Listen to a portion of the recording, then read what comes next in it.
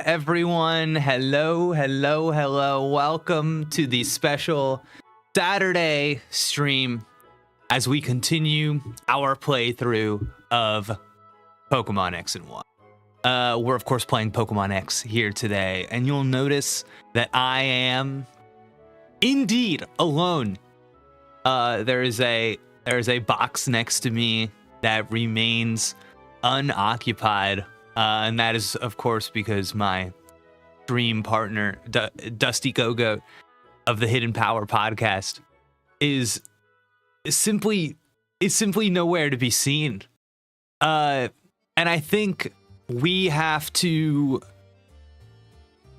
hypothesize about exactly maybe what happened to Dusty. The last information I had was that he was off getting a haircut. He was off styling. Do we think that there's a chance that maybe something has gone horribly wrong? Dusty is afraid to show his face, but more specifically, afraid to show his freshly cut scalp. At hair day, one might say. Literally the Gen 6 haircut experience. Oh my God. But I'm sure Dusty will join us shortly. Let's start off. Let's just give a little greeting to the chat. And I want to talk a little bit about, since we've stopped playing Pokemon X yesterday, I've developed some thoughts about it that I would like to share with everybody, and that's how we'll start today. But of course, if this is your first time coming through to the stream, hello. My name is Jake Steinberg. I am a writer and story consultant in my professional life, and I occasionally like to make content online. I have a Substack where I'm publishing essays, and this is my YouTube channel. When I play Pokemon games, I like to give them a special level of attention to the story and the narrative. Not just the plot, not just when characters are talking, but how narrative is constructed through game design. So that's what I do on my channel. Welcome. Thank you so much for joining me here on the weekend. Pokemon X. That's where we're at today. So, welcome to the chat. Ava Cook's in the chat. Yo, Jake, I saw you play Sonic the other day. I'm playing Shadow later. Would love to hear your thoughts. Ava, I was just saying in my Discord, with my Discord channel members, that I am loving Sonic X Shadow Generations. I'm having an amazing time. It feels like Shadow the Hedgehog 2. The shadow levels are so well designed. I'm having a great time. Having such a good time. Really enjoying it. What else we got? Who else is here? Making sure the music is still going. Oh, Dusty's messaged me. He's on his way.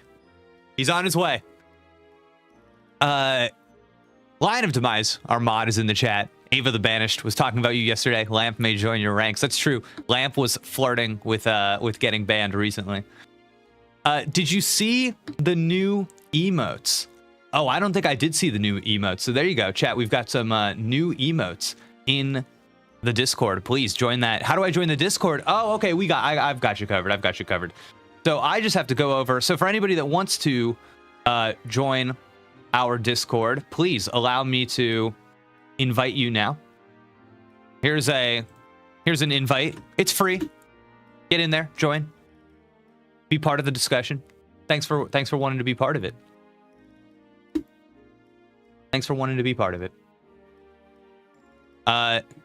Lion says I don't have the link. Free for cool people. That's right. Well, I figure if you're here, if you're hanging out with us, you can handle being in the Discord. I haven't had to kick anybody out yet, but I know that I have that power. And I might use it in the future. Okay. Just so we're all on the same page. If you haven't already, on the Hidden Power podcast YouTube channel this morning, oh, Dusty's in the chat. This morning, Dusty and I were looking at some materials from the Game Freak data breach on his channel. So that was fun, just looking at some concept art, talking about Pokemon Let's Go this morning a lot, and kind of some stuff we want out of Legends. Oh my God, we got a super chat already. We haven't even started playing. Supporting the stream. Really quick, before I read the super chat, I want to say I've been thinking about, and I just don't know if you guys would care about this or not. I've been thinking about doing a thing where I reward a certain dollar amount of super chat with something. I'm like, oh, what could I do on stream to reward them for donating like 10 bucks? You know what I'm saying? And I've been thinking maybe it would be fun if, like, let's say somebody donates $10, I hit a random number generator, and whatever number pops up, chat tells me that Pokemon in the Pokedex, and then from memory, I try to draw them really quick. I've like, listen, just, it might be fun. I've been thinking about it, so. TJ, Inner Charismatic Dwyer. This is for Dusty when he shows. To make that Chespin sprite a new cosplay for him. Wow. Wow, a Dusty cosplay? I want to see that. That'd be kind of fun. That's really cute. Okay, people like the drawing idea. Thank you for the super chat. TJ, appreciate you being here. Reward sounds painful. Well, I think I'm like a decent doodler, I would say. I think I'm better than people might expect at doodling. But also like a poor artist. You know what I'm saying? Good doodler, bad artist. So I think it might be fun. I think it might be fun. And I don't want people to just pick their fate. I want it to be random from memory. You know what I'm saying? I don't know. I think it'd be fun. I don't think I've seen you draw before. Okay, I'll make something in the future, and then maybe we'll set that up. Maybe we'll set that up. We've got another super chat from Thefio. Before we even start today, this is so sweet. Thank you guys so much for hanging out with me on a Saturday. My wife and puppy are away. They're out of town this weekend, so I got nobody to spend time with. I got nobody keeping my mind from going to dark places. So really, chat's doing me a favor this weekend. You know what I'm saying? Thefio says, have you ever played Chrono Trigger? I would like to hear your thoughts on it. You know what's crazy? Never played Chrono Trigger. Never. I'm not like the biggest Final Fantasy guy. And there's like a certain kind of RPG that I've never, like, it's not typically the kind of game I fall in love with, but I know people love Chrono Trigger deeply to this day. I know it's regarded as one of the all-time greats, but no, I've never played it. Are you handing out candy this weekend? Yeah. So my Halloween in my town, I think, is the actual day, the 31st. I think it's that Thursday. And we got our candy to hand out. Halloween is in fact Chip's favorite holiday because everybody comes up to the porch and greets him. We got our candy to hang out. We have little Halloween themed little Pringles containers, and we have Haribo gummy bears. They say it has a great story. Exactly. I don't. We never know. We never know when people say that. Chat knows. Jake, where are you from? Philadelphia. Philadelphia, baby. Go Birds. Haribo, the Yu-Gi-Oh card. Wow, I'm so Yu-Gi-Oh pilled that I actually know that is not how you spell Haribo, and it's with a U. As a kid, I loved Yu-Gi-Oh. I loved the card game. I thought it was like mechanically so interesting. All right, let's get back on task. I got too distracted. I'm just hanging out with chat. We've missed our. Yeah, I don't know. Wait, so where are the our Discord emotes? Oh, Tiz, I found them. Okay, there. Oh, that stupid that butterfly I don't like is one of the Discord emotes. Okay, but there is a Quilladin, so I'm happy about that. I'm happy about the Quilladin. Thank you, Tiz. Thank you. I of course love the Psyduck and the Penguin. Oh, just stop it. Stop posting that butterfly. Stop it, guys. Come on. I see people joining the Discord. That's awesome to see. All right, let's get in. No, Pokemon names, I remember what I call them. You know what I mean? Gaston, whatever Gaston evolves into. All right, let's talk. What's not to like about Pavilion? I just think it's dumb looking. I think sometimes Pokemon are made for the gimmick first, rather than, I don't know. To me, it's like, look at the wings. You know they're different depending on, you know. I don't know. I'm like, that's okay. It just doesn't do it for me. I wish it had a little bit more going on. It's there to showcase the wings. It's there to just show. Look at my wings. Look at my wings. That's it. It's not for me. It's not for me. I'm glad people enjoy it though. All right. Pokemon X and Y. So we played we played for a few hours yesterday, but I do think what we effectively played was the first hour. Jake, it's pronounced Vivian.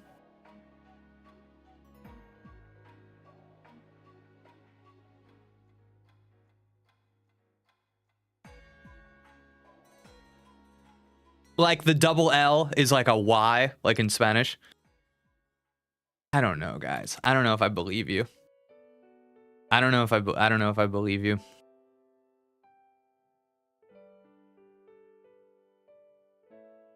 I don't know. That the jury's out. I can see that the chat is there. The chat is thinking about it. The chat is talking it over. Chat's like maybe not. I don't know. I want to make sure my 3DS scene looks correctly. So if I switch over, does this look right?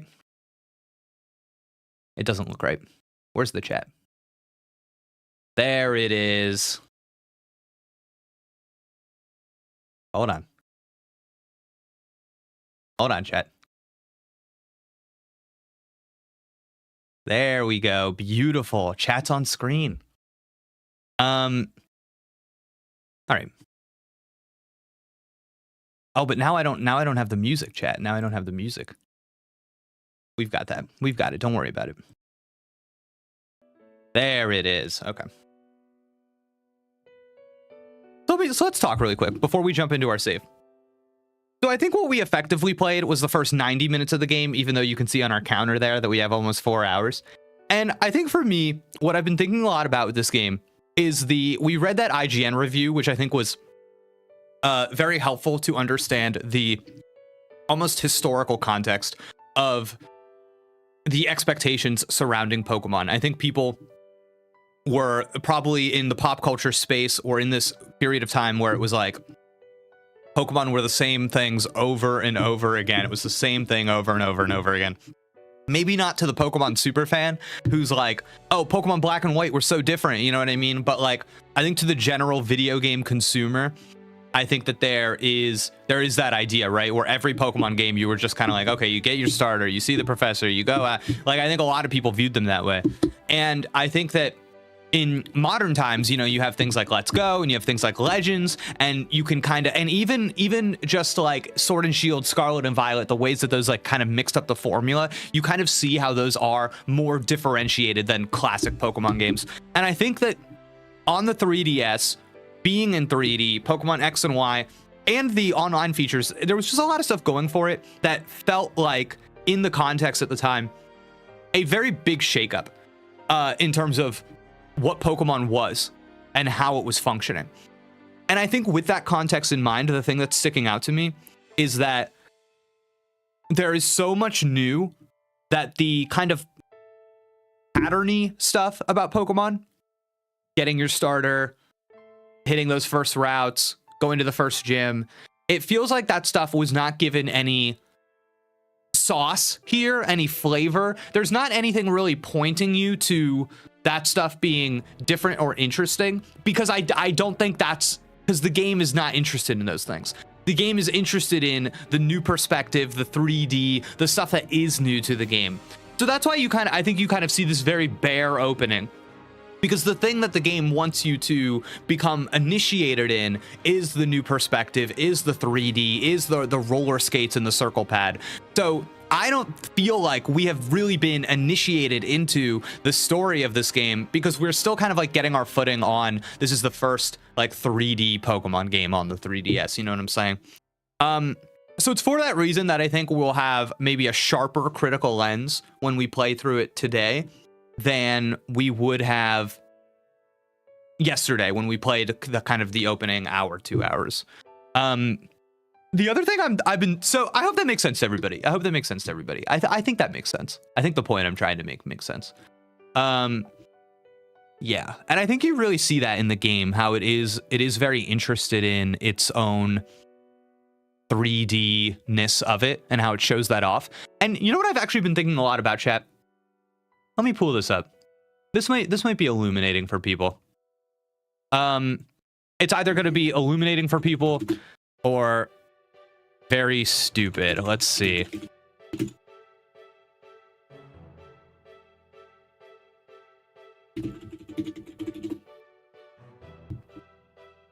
Where is it? Where is it? I'm looking for something from Pokemon Scarlet and Violet. Oh my god. Okay, here we go.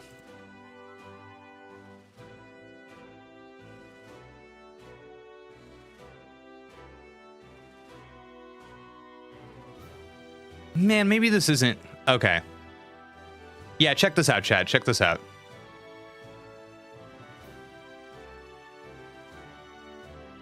No, it's not what I'm looking for. There's this point in Pokemon Scarlet and Violet, I'm having a hard time finding it, where it's not quite the opening cutscene. It's like a little later, I think. It's maybe when you're getting the speech about like finding your treasure. And the game essentially takes you through like a little slideshow of the region. And I remember you see like these pictures that move for a second and then they stop. And it's like, oh, there's like some Tauros out in a field. And I just kept thinking how like this game, the X and Y that we're playing, is like more interested in the 3D world than Scarlet and Violet is. Like, how funny is that? Okay, check this out. Check this out. Check this out. Okay, I found it. I found it. I found it. I found it.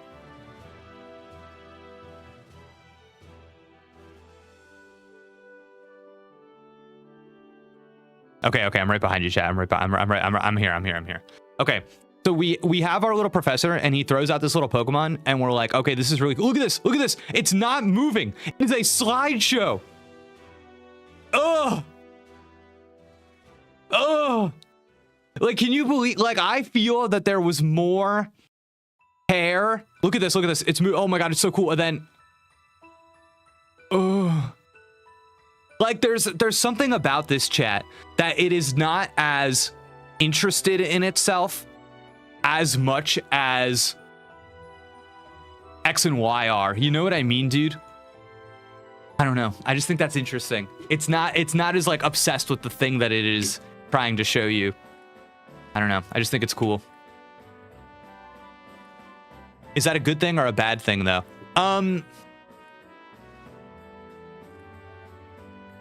I think that X and Y starts with this pitch. And the pitch is it's Pokemon in 3D, and they want to show you how cool that is. And I think that they kind of do accomplish that. And I think Scarlet and Violet suffers a little bit from like it has a harder time selling you on like what's really cool about that game, right? And I think what's cool about it is when you're actually like playing it and you're on your own and you're in the open world, which like if you go further into that same like cutscene that I was just showing you, for example, check this out.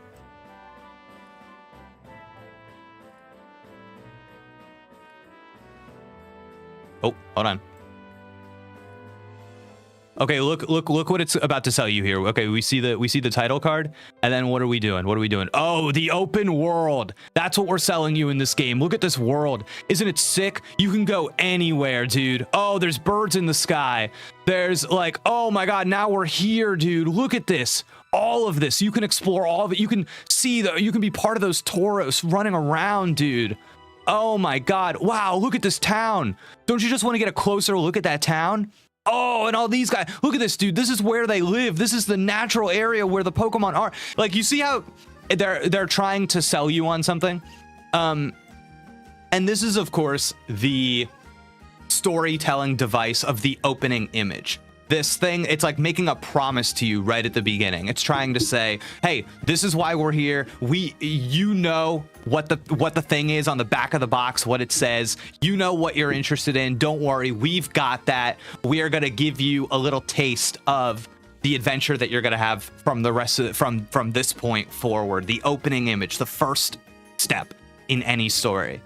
And I just kind of think that in X and Y, that opening image is so little about the game that you are playing, and it is way more interested in the meta human being. It is interested in the person that plays Pokemon. The opening image is about somebody who plays video games who plays Pokemon video games more than it is about the Kalos region, the story, and there is no story so far. There is no story. There is no greater world. There's no, it's nothing. It's reaching out to you as somebody who has played Pokemon games before, but never like this. And it's not ineffective, but I think I prefer things that aren't so like obviously about the player more than they are about the character. So something that I think is more effective is the creature that we are alongside in that Scarlet and Violet opening cutscene is part of the story. That is, it is delivering a part of the narrative simultaneously.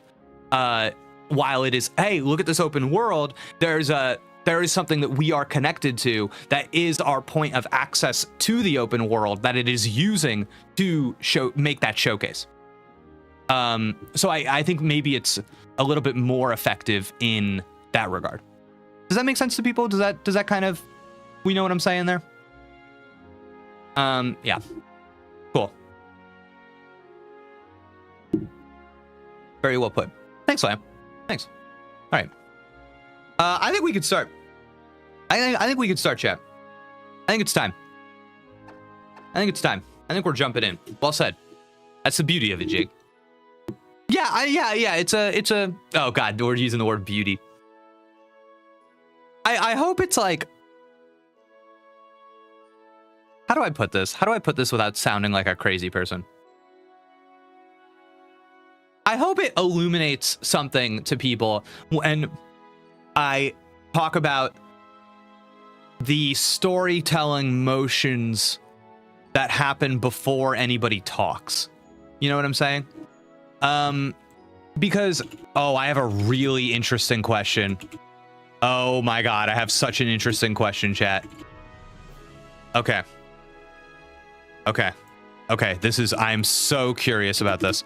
I am pulling up on Bulbapedia Pokemon X and Y, and I'm going to the synopsis. X and Y. The game begins with the player waking up in their bedroom in their hometown.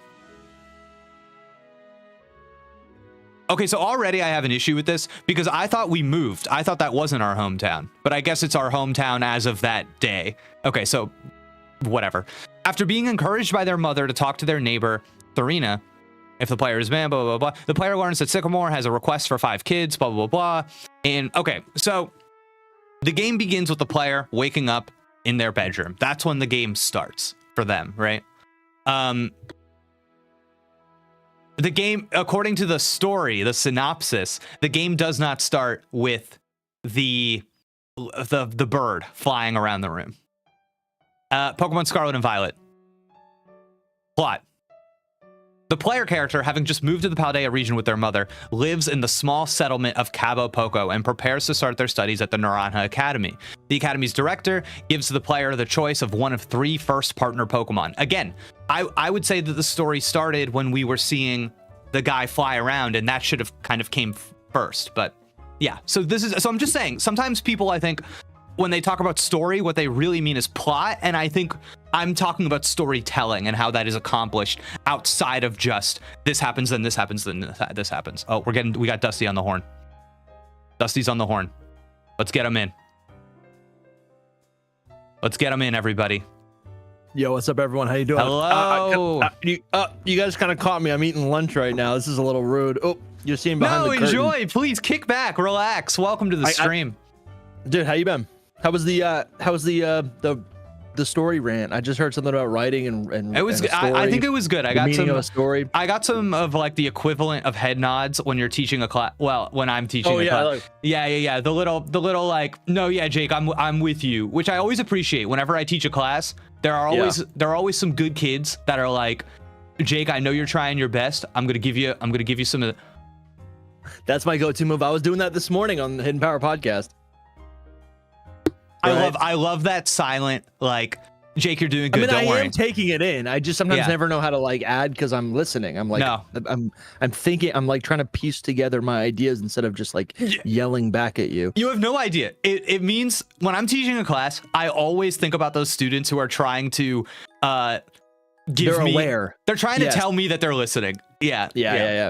Means That's so much good, to me. Well, hey, so I can tell that you've been live now for a little bit, and we haven't started yet. Should we start? No, yeah, I haven't even jumped into my save file. Looks like we have a super chat. Oh my God, please, can you read that for me? Thiefio, thank you for the $10, Thiefio. So now I get to doodle something on behalf of Jake. Pokemon games don't have a story, they have a plot. For a video game, plot is more important than the story. It's how the game gets you invested in what you're playing. I love this, I love this charitable, this charitable debate. Antagonism almost. Yeah. Thiefio, thank you so much for supporting the stream. So to me, the Pokemon games plots are never really about going on an adventure, but the story is. The story of any Pokemon game is like, it's not part of the plot who you choose as your starter, but it is part of the story. It's not part of the plot where you go and explore first. It's not part of the plot who you choose to level up all the way and who you choose to swap, but like that is part of the story. Part of my story. Yeah. And 100%. And I think that the game does stuff. I always have a headcanon. Every time I start a new Pokemon game, I go, who is this trainer? Right? How old are they? What do they have an affinity for? Right? Are they a jock? Are they a ruined maniac? Right? Are they an ace trainer? Are they a dragon tamer? Ooh, right? Those are always super fun. I think I referenced it before. My last black and white playthrough. I think it was black version. Yeah, I was a dragon master. Okay, right? I like this. And but it was a lowercase d dragon master, right? Where I had a superior, right? Not really a dragon, but you know, maybe a basilisk, right? A drake somewhat might say, right? I had all these anyways, so there's always a headcanon for me of who the player is and how and what the story is, right? And beyond headcanon, I think the thing that makes it the story of the game and not just something you're imagining is that I think that the game's mechanics and the movements of the game, where it makes you go, when it gives you options and when it doesn't, I think that those are storytelling elements. Like, why does it only give you access to these 5 Pokemon at the beginning of the game? And then when does it choose to deploy different types in the wild? And why does it choose to, like, there are all of these things that would not be included in a plot, but that is because the game is feeding a story. There is storytelling in the game design. Narrative designer is a role in video game development. And that is not a writer. That is not somebody writing a story. That is narrative design in gaming. It's a different, yeah. I love that so much. That was honestly, thank you for the super chat, Thiefio. Let's get some pencils in the chat, everyone. Pencils in the chat. I want to see those pencils down. That's what teachers say, right? They go pencils down. Do they say that? Really quick. Oh, definitely. Really quick. The Tiz says, "What's the plot of Tetris?" I think it's unconventional. I think it's unconventional, but I think what you're getting is a what would I? That's a game. That's a game, not a story. No. I've got a story. Okay. I've got a story. It's a puzzle. Isn't Tetris a puzzle? So here's the thing: Tetris lacks characters. It lacks dialogue. It lacks. I think it's an abstract story, because so for example. A painting can tell a story, but a painting most of the time does not have characters, nor does it have dialogue. But people can tell you the story of a work of art, what it is depicting, what it is about. And I think that Tetris is, I think it's like a metaphor. I think it's about resilience. I think it is about the inevitability. I think it's about the inevitability of failure. And the story is where the story of Tetris, right? It's illustrated through the early part of the game where the blocks fall slowly, right? But every story beat is when the speed increases, right? Yep. And the plot, and there's a conflict. There's a heightened point in the plot of Tetris when you kind of screw up, right? And you place the block incorrectly, and now it's like you have this whole gap, right? That's the new journey you must go on. Yes. Right? Yes. And I think I also find like it's all about Tetris to me is a metaphor for like finding where you fit in the world. Yeah, right? and I think that's like I'm the block. That's like a great reading of it. And I think what you can do, what any piece of art is a conversation between the audience member and the work itself. It's not about what the creator is trying to say. It's about what you get out of it. And if you have an interpretation, then it has a story. Like I would say that Tetris is about the player fighting against chaos, fighting against complexity. It's about constantly adapting to unforeseen obstacles. Yeah. It's about, I think it's about persistence. And yeah, I totally see that. Yeah. No, that's beautiful. Cool. And I also think that the clearing of lines, it speaks to an innate human desire to create order. Wow. Yeah. I feel it. I feel that. Yeah. That is so satisfying. There you go, man. There you go. People test me on this sometimes when I say, like, when I talk about story and how every piece of art can be interpreted or all art is political. And I never ever ask me a question like that because I have an answer. Damn. This is what being a critical reader does to you. This is who it makes you. No, I feel okay. Yeah. All right. Ready to jump into Pokemon X? Let's do it. Tiz says, I knew Jake would answer that. Oh my God. All right. Killing the music. This is good. So yeah. So I mean, have you given a setup for people who maybe didn't watch yesterday's stream? Where are we at right now? Okay. Thank you for saying that. I would have forgotten, I think. Here's what it is. You don't have to. It's your stream. No. Please. I love it. So the setup I gave was that I kind of answered the question of like, why hasn't there been that much story yet in the game? Yeah. So, but just to catch everybody up, we have our starter Pokemon. We have defeated our first gym. And the game has now pointed us towards, I think, one of the most central kind of hallmark locations in the region. It is saying, go to Lumiose City because the sister of the gym leader that we just defeated, she works there and she's like, come talk to me when you get there. So that's where we're at. And you just got the EXP share. I forgot. Thank you. Yeah. Thank you, Adept Sharon. And so we've got the EXP share. And here's the thing, you can turn it off in this game. Wow. Okay. But I would implore you to keep it on for a little bit because at this stage in the game, I think it's really beneficial and it's a great tool. And it actually, it always encourages me to capture new Pokemon. And I just want to let you experience why just right now. Just like go chill, go catch some, go battle, go catch some Pokemon, do whatever you want to do. And you're going to start immediately. You're going to be like, okay, whoa, this is incredible. This is a great feature. I'm going to do that. But while I do that, while I get in some wild battles here, I would like to prompt you. And PD Gaming says timeout. Before then, last night, Dusty said he could go on a whole rant about the EXP share. I would like to hear this from you. No, you will, but I want you to just enjoy it a little bit. Oh, okay. Okay. And this is the yellow flowers. You might keep doing the encounters because you might find a lot of Pokemon at once. I hate this thing.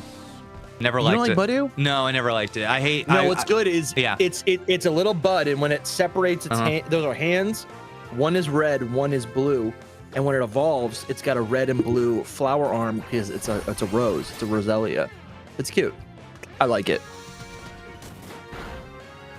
This is me defending the thing that I like.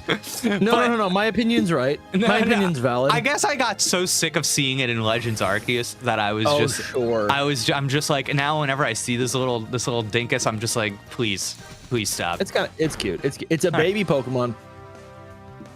It's a baby. Wait, really? You would say this is a baby Pokemon?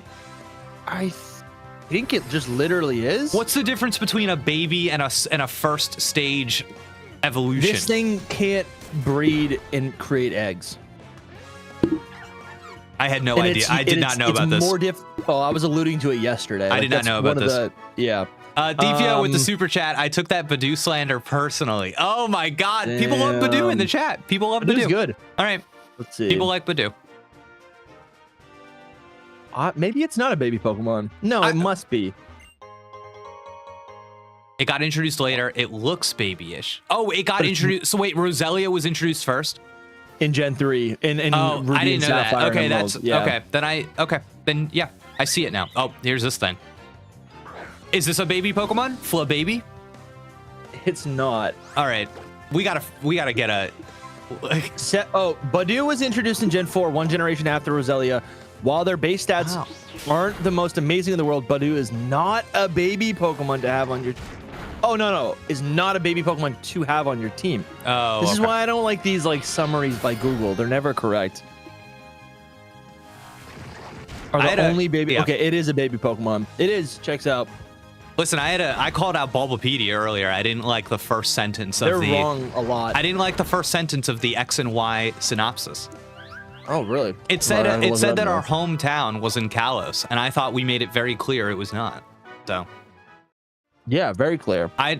But what do I know? I'm learning. There's a new website being cooked up by friend of the podcast, controversial person on Pokemon Twitter. Lu2 is his name. Yeah, I've gotten in a fight with him on Twitter. Yeah, he's opinionated, but he's been on the show. He's a good guy. Okay. And he's cooking up a new website, and he cares so deeply about the accuracy of Pokemon lore and information. Yeah. He's making a Bulbapedia competitor, which is a huge undertaking. Jeez. And I cannot wait to use it because the promise of a Bulbapedia resource that is actually accurate, like, floors me. Wow, so you have a real problem with Bulbapedia. It's just inaccurate. Really? The idea of it is, I mean, it's the same issue as Wikipedia, right? Like the promise of a unlimited resource where you can look up whatever you want is beautiful, but there are flaws. And the fact that anyone can edit it. And what happens is misinformation gets put on the website, right? And so when I'm trying to make a lore video, I'm live on a podcast and I'm just saying the wrong stuff. I gotta say, I hear you. I think I like Bulbapedia more than I like Cerebi, though. Because dude, no hate. I think that man I think that man has a very successful business, and I think that that's very cool that he's been doing this for like, I don't know, 20 years or whatever the heck. But the way that he writes his sentences does not agree with me. And I just get I find myself like getting tripped up a lot when I'm trying to read Cerebi, and I just quit. I hate the layout of the website. Hire some people. Dear God. Yeah, dear Cerebi, God. So if Bulbapedia is crowdsourced, Cerebi, people don't like that I say Cerebi. Wait, that's what I say though. I say it. Maybe what is it supposed to be? Cerebi? That can't be right. Or it's Celebi. But it's not. It's the not Japanese Celebi. way to say Celebi. Yeah, it's Cerebi. It's Celebi. Well, I don't know. I say Cerebi. Celebi. It's not Celebi. Yeah. People say that. No, nobody's saying Celebi. Maybe I say. Do I say what? Now I don't even know what I say. Anyways. Yeah. Cerebi. Cerebi. I don't even know what I say now. I don't even know what my default is. So mad right now. I'm screwed up, dude. Joe Cerebi's website. Okay. What did I just say? Is that the right one? Okay. I don't know. Joe Cerebi. His website. It is authored, right? It is perspective. It is a singular perspective. So you're getting his writing. You're getting what he cares about, and he's opened it up into. Anyways, yeah, it's a whole thing. Okay. It's a whole thing, and I like it because in some ways I feel like it's categorized by medium. So when I'm looking for Gen 6 information, he has a version of every Pokemon in the Pokedex for just Gen 6. Sure. Which I find really helpful. When I go on Bulbapedia, it's constantly being updated. There's different versions. It's all just one stream of consciousness, or one giant page of information. And it can be kind of annoying because I'm like, there's also anime information and there's manga information. Really quick. Yeah, Experience share. I just got so many level ups and like learned moves that it was. How do you feel about that? It flew by me. Oh wait. Whoa!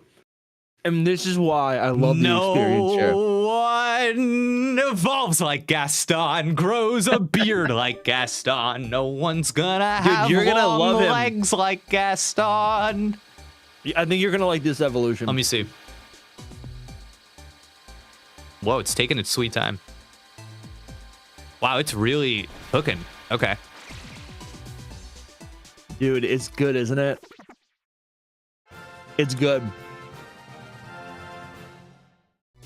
And his animation is that when he attacks, those little confettis throw off his body. That's so cute. You don't like him? It looks like Scatterbug is standing up and like holding a towel around his body. Yeah. Like he just got out of the shower. You don't see a bug that just got out of the shower. He evolves like this. No. Oh, he learned to protect. Wow. That's good. That's cool. Larbesta moment. What's the name of this Pokemon?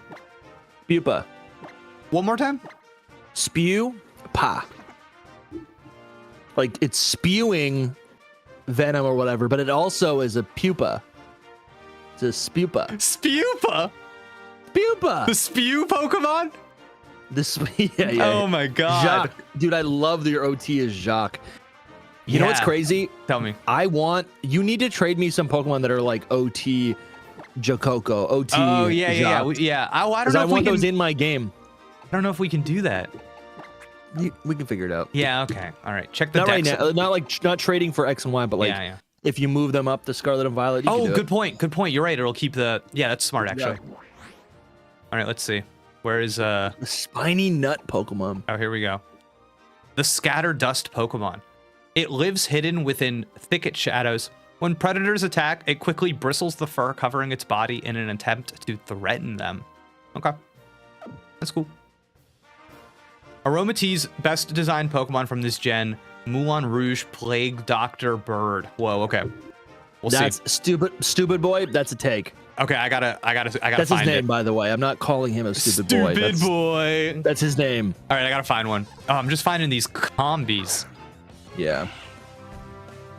So, yes. Yeah. So now that you've seen it a little bit, I think for me, and I promised a rant. Yeah, please. I think for me, my favorite part of a Pokemon game is the first like 5 to maybe 5 hours. Okay. Right?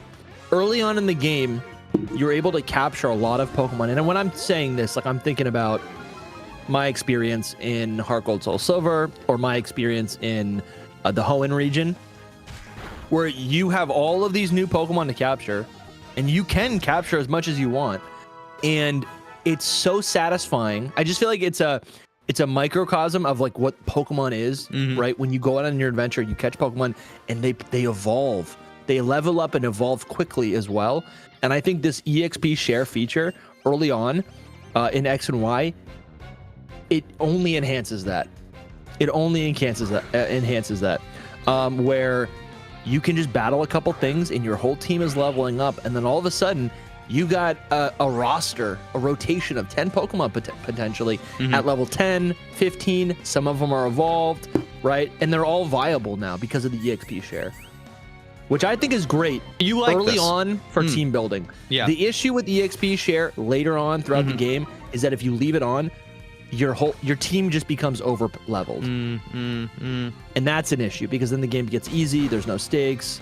So it becomes boring. My reaction of it based on that element that just happened, which was I wasn't even using a Pokemon and then it like leveled up, it got a new move, it evolved. Yeah, that's the story. There is a degree to which I do feel the Pokemon getting away from me. I feel I get that. Yeah, and it's like I think so when I talk about liking Gen 1, I talk about liking the stripped back nature of it. I talk about liking the simple decisions that you're making. I think that there is a degree to which the experience share is robbing my playthrough of the ability to make a decision of who I am using in battle, who I am giving that experience to, stuff like that. I actually always really liked when the experience share was the Hellet item that you gave to somebody. Sure, because it's still deliberate, right? It's, exactly, and there's still like a limitation. It's still a choice. And you're also sacrificing something, I guess, mechanically. Is something evolving? Okay. That was a long pause in between the battle and the overworld. But in previous games, if you give a Pokemon an EXP, let's say the Pokemon that you defeat in battle will give 100 EXP. The one battling gets 50, and then the one in the party gets 50. In this game, the one battling gets 100, and the one in the party gets 50. So there's also that. Yeah, there's no sacrifice on the player, right? As us, which I think maybe reinforces what you're saying. But I still believe it's a lot of fun early on, especially with like maybe in Sun and Moon. There's so many new Pokemon that you want to use. I don't know, dude. Actually, you might be right though with that EXP share. That actually might be something that's causing me to not enjoy playthroughs of later games. Yeah, that actually might be a huge element. And I think my internal struggle with it is what Tiz is saying, that it's a quality of life improvement, and I think that like I see that so clearly. And you know how I keep talking about with this game that I think choices are being made for the player more than they are being like the outside of the game, more than they are being made for the thing happening inside the game. Yeah, I think this is another example. This is something that like is beneficial and something that you enjoy as a human being outside of Pokemon playing a Pokemon game, but it's not necessarily strengthening my connection to my lived-in experience in the game. I can feel it. Yeah. I feel it. Finally, Quick Attack. I was wondering where Quick Attack was on Wilshire here. Yeah. All right. Bye-bye, Growl. Wow. Yeah. What happened to Tackle? I never had it. Oh, okay. Yeah, weird. Very weird. This style is what the devs have always wanted. That's why the experience all in the first gen exists. It just sucks in Gen 1. Yeah, that's interesting. I don't know if it's what they've always wanted, because it's not like there was a technological barrier that they couldn't have just done this all the time. I think it's what they... I think it's something that they've explored. I don't know if it's like, I vaguely remember around this time there being an interview where it could have been after or before, but the analysis that I remember is that interview. So the interview basically was the creators of a game. Oh, whoa. Look there's a Clamperl. You said you didn't like it, but I don't like that. I don't like that little baby, but this is nice. It's cute. I like the horsey a lot. I think that's cool. Yeah, that is nice. Yeah. I always like when the Pokemon are used in the world the same way animals in our world are used. Yeah, that is fun. You know? Yeah, good call. I would play around in those flower grasses. Why? I think there's something that's gonna pop out. I think it was PD Gaming or someone was talking about it. All right. No. Do you have a Pokemon with sweet scent? No, I don't have sweet scent. Okay. Well then, okay. Anyways, yeah, the creators at Game Freak, I forget who it was, in a random interview were saying, alluding to the fact that their games were that not enough of the players were finishing the game. Yeah, that's probably true. I feel like the EXP share in this game, I think retroactively feels like a response or a symptom of that sentiment that they had. Yeah, I think that's probably true. Yeah. There's like, I think a lot of RPGs get this like, oh, I don't want to grind.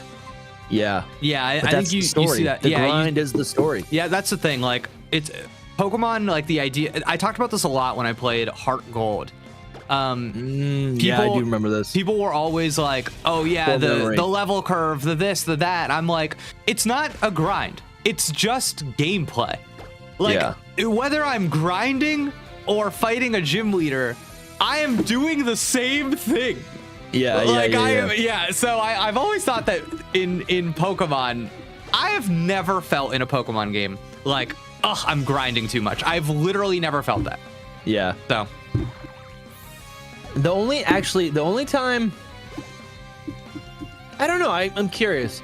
So as I felt like when I played through a game, I felt obligated to battle every single trainer, whether I wanted to or not. It's just like, it's like doing the chores. I'm like, I gotta do this because I want the EXP, right? I battled every single trainer. I, didn't waste any sort of, I didn't waste experience on any Pokemon that wasn't gonna be on my team. And because of that, I feel like I was just appropriately leveled at all times. But maybe there's some people who actively avoid trainer battles. And I never wanted to avoid them because I felt like I was gonna like miss out on content. But I wonder if there's people who just avoid trainer battles and then are under leveled because of it, and then that's why they're low on levels, right? Right. Yeah, I think that's probably true. I think for me, it's anytime I've been like, oh no, I'm brushing up against a battle that I'm not strong enough to win. I just go do something else. Sure. Or maybe I just like go think of a strategy to win. Yeah, I think of a strategy, and then I like. It's funny how that's the challenge. Pokemon, one of like the core tenets of Pokemon, I would say, is training. And I have yet to find somebody who can reasonably delineate to me the difference between grinding and training. So yeah, I'm like, no, I'm just training. I'm training for the battle. Yeah, so I don't know. But I understand. That's a taste thing. That's me and my taste. Yeah. So some people I think some people play Pokemon and they want the game to be more difficult, but they also never want to lose.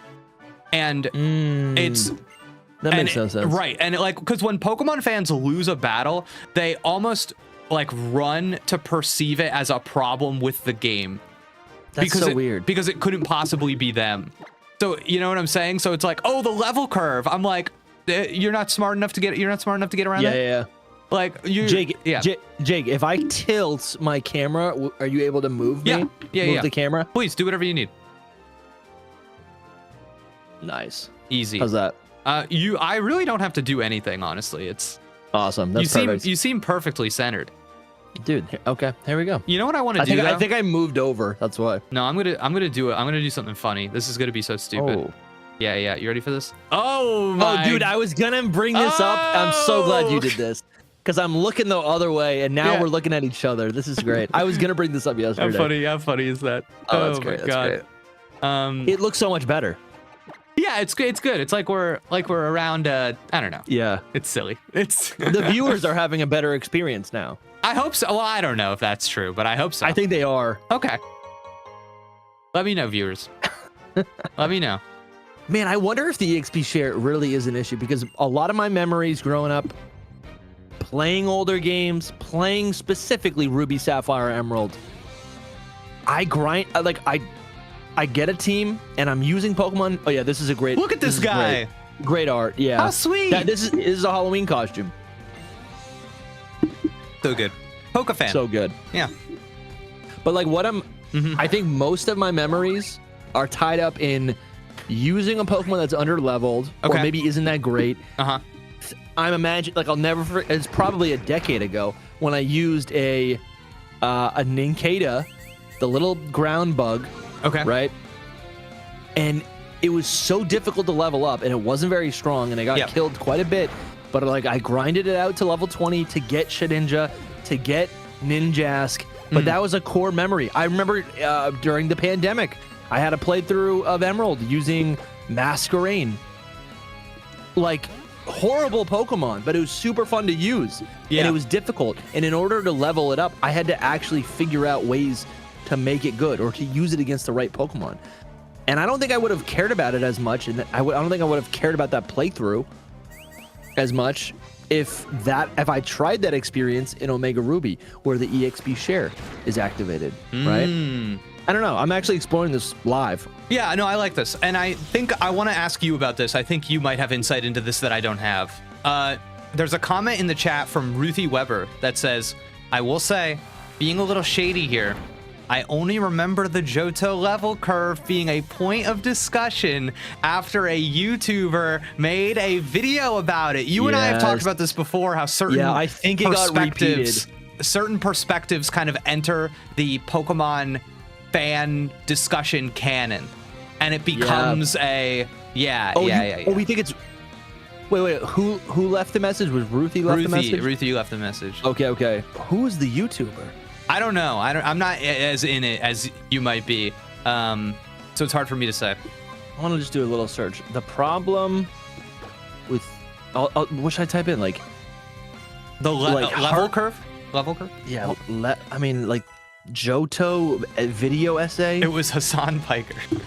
Yeah, probably. No, and I'm not saying that the issue doesn't exist, but I'm saying the degree to which people bring up the issue, point to it, care about it, how it is it is a talking point in the game.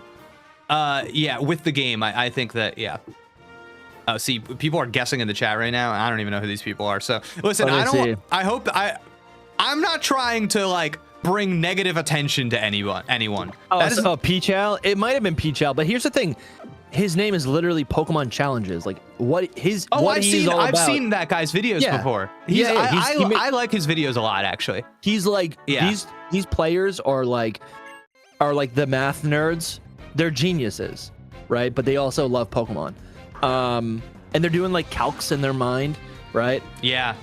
It probably was a Peach-Al video because he's been around for a while. He just did that rebrand, but and he has such a specific perspective with how he plays those games. So that makes sense to me. Yeah. But it's an issue when casuals like me is like, you're right.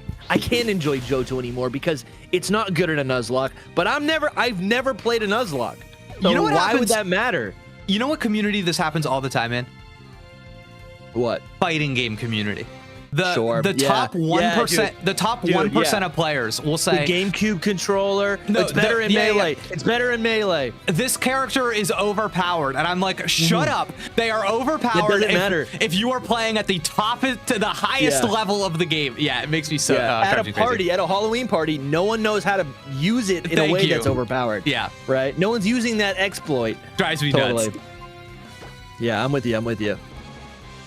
But listen, it's not like a bad thing. It's just like, these people make videos. Yeah, that are good and they're smart people, and they're making good points. And listen, if I'm uneducated and I'm watching a video and I go, that's a good point, right? I think our larger you're just gonna take it for what it is. I think our larger point is that we wish everybody came to as decisive of a conclusion on their own as Peach-Al. I wish everybody, actually had their own experience and presented it and said, here is my evidence. Whereas I think a lot of people kind of just get stuck in the talking points. Yeah, and if Peach-Al, if you are listening, Peach-Al, right now, we would love to have you on Hidden Power. I did send you an email last Christmas. Yeah, but dude, it's okay. I want to talk to Peach-Al too, just casually though, not just I want to ask Peach-Al about Psyduck. I've been using your line, Jake. When there's like an awkward air of silence, sometimes I'll be like I'll be interviewing someone and I'll be like, "What are you doing for dinner?" No, stop it. I did it with Hoops this week, and it was great. We had a whole conversation. I was texting him my food later that night. It was great. It was a good bonding experience. What do you think about this? I like this guy. You like this guy? Oh, Fabian? Yeah. Okay, cool. This is me in another life. Okay. I'm seeing a lot of as we were talking about earlier, the class kind of nodding along in the chat right now. I appreciate you all. I want to ask you about this. Take. Getting stuck on the talking points is what happened with BDSP. The tone completely shifted after a few months. Oh, interesting. I'm trying to wonder, in which way are they saying it shifted? Because I'm forgetting the timeline. Yeah, so with BDSP, I'm just going down the memory lane right now. With Brilliant Diamond and Shining Pearl, people said the games look stupid. What were people saying before the game came out? I think people were saying like, this sucks because it's not like it's not a Sword and Shield engine Gen 4 game. But then they were like, well, we're getting Legends Arceus. That's pretty cool. And then they played BDSP. And I believe people just said it wasn't good because it was buggy. Yeah, it's funny. That was the main thing. I think like what I'm hearing... Which it was. You could get like soft locked. Yeah, I think what I'm hearing about this complaint about BDSP is that it is almost a take about the game that exists outside of playing it. It's a take that exists that you could formulate based on a trailer. It's like most of the conversation surrounding that game could have been determined before the game released. Yeah. Yeah. No, absolutely. And then I think there were just a lot of bugs. For me, it just didn't feel like it didn't feel, maybe this sounds like stupid, but like it didn't feel like it was like a quality game. Like when I'm playing a Pokemon game, even if there's like Scarlet and Violet feels the same way, where I'm like, okay, what is this? This isn't up to par with, and I think I've told you about this. Like, I used to be so proud to be a to be a Pokemon fan, right? And the fact that it was that I was able to buy Nintendo consoles because there was no loading. The disc wasn't running and there was no loading. Fun. I walk into a door, I'm in the door. Yeah. I leave, I go to the open world in Pokemon, it's ready to go. Okay. I used to love that. It was like efficiency. Like back in the 2000s when like that wasn't a guarantee with your technology. I love that so much. Cool. And BDSP was the first time where I was like, I'm not proud of this. You know? And I think, okay, this is how I feel about BDSP, and I think we're picking up on the same thing. I actually have no issue with the game's content. No. I thought it was fun to have the option of this top-down kind of Pokemon game that a lot of people... The idea is good. Yeah, a lot of people don't have access to that kind of Pokemon game. And I think having that on Nintendo Switch is actually really nice. And I see the appeal of it. My issue it's with literally BDSP, what we're playing right here with X and Y. Like this is kind of the same thing. Yeah, I think my actual issue with BDSP is a lack of polish. It's a lack of like, you know how I keep saying like, oh, okay, the thing that the game wants to show off, the thing it's selling you on, the thing that's special about it. I almost feel like BDSP forgot to do that. And they're like, the thing that is special about this game is that it exists. That it exists. Dude, yes, absolutely.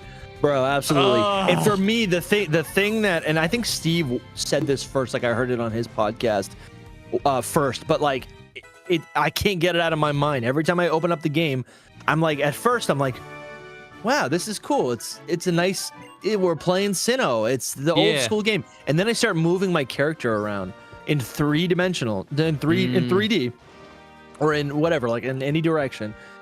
And then I just keep bumping into stuff, or there's like a narrow pathway because that's how it was created. It's kind of what I was saying about X and Y yesterday, right? Like right here, that was pretty smooth. The game kind of snaps you in place. Oh yeah. You know what's cool about this, by the way? But in BDSP, that's not the case. You'll get stuck and you can't enter it. Do you know about this quick turnaround thing? Yeah, that's cool. I like that, dude. I love any like advanced tech like that in movement. There's something about that I'm like, oh, that's cool. When I playing, I know the chat's like making fun of me now, but like when I used to play like Sapphire version, and you get the acro bike and you can like bounce, like, and you can do like side hops. I used to imagine, I'm like, yo, there must be people like who like can do even more with this than I can do.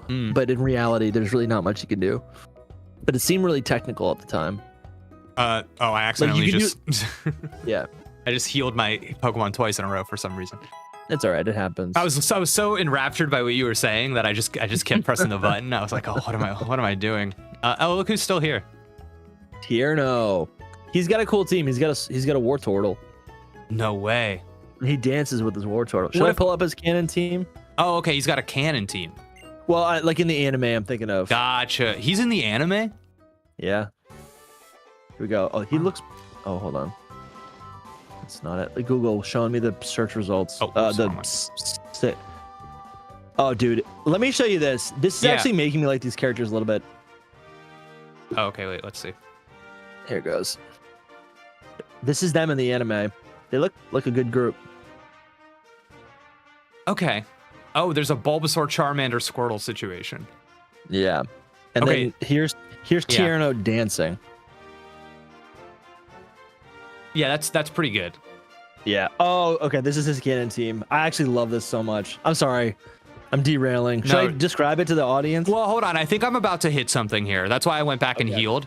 You got it. I think at the end of this little path, there were 2 NPCs that looked particular. So I just want to see if something's about to happen with the story. Yeah. Okay, so let's see. Oh yeah, look at these 2. Oh, they show up and later they're in Sun and Moon. Yeah. Okay. Maybe I just don't recognize them in this art style. Hello there. Rich kids traveling abroad. Interesting. Okay. And scene. Have you ever heard of a Pokemon called Flabebe? I have. I've seen it. Oh, I see. It's registered in your Pokedex. That's what I would expect from one of the professor's hand-picked Pokemon trainer. How do you know that's me? Flabebe is now brace yourself. A fairy type Pokemon. Fairy type is a new Pokemon type. Whoa! Interrupted. This turned the entire type match. Okay, this is actually very cute. Okay. I like the interjection of somebody going, "This is a big deal. This is a." But they're talking to the audience though. Yeah, I know, but that's this whole game. So we've been battling fairy type Pokemon against other types of Pokemon at Professor Sycamore's request. My name's Cena. Oh, I do remember Cena. Okay. It's a beautiful name for a beautiful lady. I'm Dexio. I do remember these two. 2 years ago, Professor Sycamore entrusted me with a Pokedex. You could call me a Pokemon Voyage veteran. If you'd like, I can show you the way to the lab. Come along now. Oh, okay. I guess it's happening. We're going to the lab. We're on. This is it. This is it. It's starting. The side quest has begun. Oh, I thought it was gonna drag me. I'm surprised. Okay. Oh, are you ready for Lumiose City? Nope. No loading. Okay, let's see. I kind of like this like music. Dude, the music in this game rips. That's one of my big takeaways. Oh, okay, we're going. So, how are you and Spupa getting along? His name is Gaston. Gaston. The more you walk around with your Pokemon, the stronger your friendship will become. I resent the word choice here. The more you walk around with your Pokemon, the stronger your friendship will become. Is this theme stated? No, this is just... Okay, can I tell you why I resent this? Why? I hate the concept of you are walking around with your Pokemon because you're not. They're in their balls. Yeah, true. Like, in this game, we see it like they're describing a world that we don't actually is not tangible to us. Nothing changes by walking around with my Pokemon in its ball. No, that's, you know what? I want to fact check you here as the Pokemon guy. Actually, mechanically, the more you walk with the Pokemon in your party, the Pokemon in your party will gain, it will increase in their happiness level. Are you serious? Their friendship level, yes, and that's right, how you evolve. Never mind, Pokemon I'm wrong. I take it back. By happiness. All right, I take it back. Yeah. All right, okay, never mind. That's how you get Crobat, Blissey, Espeon, Umbreon. My bad. Someone clip this for Twitter. No, you're right. I listen. When I'm wrong, I'm wrong, and I now see that the character is trying to communicate to me that was a real mechanic and not just a throwaway line. They're giving me the TM return. So, which is literally affected by the friendship. It's happening. Okay. I see they were trying to teach me something, and I was rejecting it. Yeah. All good, dude. We appreciate your humility. Yeah. I guess knowing that walking around with Pokemon is a thing that you have done in past games, like literally, yeah, it was hard for me to see that language because I feel that language is charged. Yeah. No, I get you. They're gaslighting us, right? Yeah, go on already. Like, no, okay. you are walking with your Pokemon. Shut up. You are. Look at the friendship's going up. Okay, here we go. Look at that car. You see Lumiose Tower in the background? Mm-hmm. Oh, the perspective. I forgot. Yeah, over the shoulder. Okay, this is cool. Not top down anymore. This is third. Oh, this is cool. Wow, look at this, dude. This might lag a little bit. No, dude. Look at this. Computer. Yeah. Dude, full I don't like 360. This actually. Okay, well, just play it. Dude, I'm into this. Okay. All right. I'm going skates. I think the town's very confusing. Okay. Oh, okay. Hold on. Because of that. Yeah. Okay. They stopped us. Okay. Yeah. They got us. I'll go ahead and wait in front of the lab for you. Follow her that way to the lab. Okay. I'm gonna do exactly what they tell us, and then I'll explore. Okay. Yeah, that's gonna be my path here. Because I remember like ignoring them immediately and then not knowing where I needed to go. Dude, I think I did that when I first played this too. Oh my god. And remember, don't save in soft reset. Right. Because dude, your game will crash. Look at this little freak. That's Sunday. That's my poodle. Oh my god. This Fun rules. fact from the what are you calling it? The data breach? I like that. Yeah, the data breach. Yeah. The Game Freak Terra League data breach. Yeah. We found out that Frou was the first conceptualized Pokemon for X and Y, which makes sense. Yeah, it does make sense. It's fitting. Yeah. This building is the Sycamore Pokemon Lab. Let's go inside. Okay, I feel that this is... The Sycamore Lab. We were waiting for this kind of on-rails... Yeah. Like, yeah, okay. Important. You've traveled a long way from Vanderville town, but you're finally here. The professor can't wait to meet you. You can find him on the 3rd floor, so hop in the elevator. I gotta say, this is quite a fancy... Look at the art. Dude, this is like way fancier than... Can you decipher all of the art? Yes, I've got it. You ready? Okay. Watch this chat. That is... Here we go. That is, Audino. Fancy. Yes, correct. Okay. All right, hold on. That I is... can't even see that one. That is... Oh, I see it. Galissapod. Boldor. Okay. Right. That is... Galissapod doesn't even exist at this point. Damn it. Okay. I can't even see it. Yeah, I can't see that one either. I can't see with that one either. Let's see. Hold on. Chat's like, no, it was this. That is... Stop. You know it. Phalanx. What? They're stacked on top of each other? Sure. It's the correct answer is execute. They're stacked up on top of each other. Like the eggs? I'm just kidding. It's oh my god, that made me so mad. Belly. I thought you were making a joke. I was literally so mad for a second. It's the dress of a Gotharita. Or a Gothitelle, one of those. I'm so sorry. I'm gonna have to look this up. Look it up. What is the name of this Pokemon?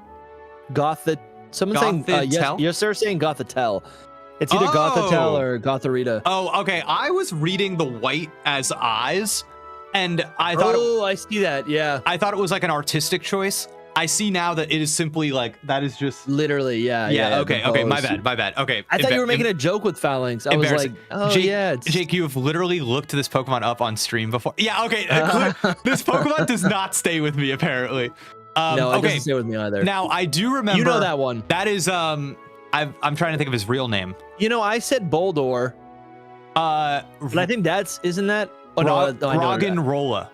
Yeah, you got it. Okay, and then that's the one that turns into the cool little yeah. Oh god, what's its name? No, I've got it. Don't say it. It was from Black and White. It's a little baby. Swaddle. Yes. Let's okay. go. All right. Pencils in the god. chat, guys. Oh my god. Wow, that was crazy. Okay. What does it evolve into? Swaddle, Swaddaloon, and then Leavanny. Dude, I think Leavanny's cool. It is good. Yeah. You and Lumi can talk about that. Okay, I like Leavanny. That's like his favorite. That's like his top 3, top 4. This elevator is terrifying. Could you imagine in real those life? Those are scary. I've been in Portugal, we were in one like this, and it kept stopping. Yeah, it's scary. And we were like, we were doing this. It's just like a little. Oh no, I hate that. Okay. Yeah. Oh my god. Wow. So the coolest guy in theater class. Yeah, correct. Okay. Fantastic. I can see that now, dude. That's so funny. You're here. It's a good read. Come this way, won't you? Okay, let me see what he has to say. Where'd he go? Okay. Many thanks for coming all the way from Vanderbilt town. I'm Professor Sycamore. It's a pleasure to finally meet you. How is your Pokemon journey going so far? Have you met many different Pokemon? Fantastic! Let me have a quick look at your Pokedex and see. So you've seen 33 kinds of Pokemon in Central Kalos then. Oh, the pages are getting filled in. It's starting to look good. Well, now, you do have a certain je ne sais quoi. Oh, I like that.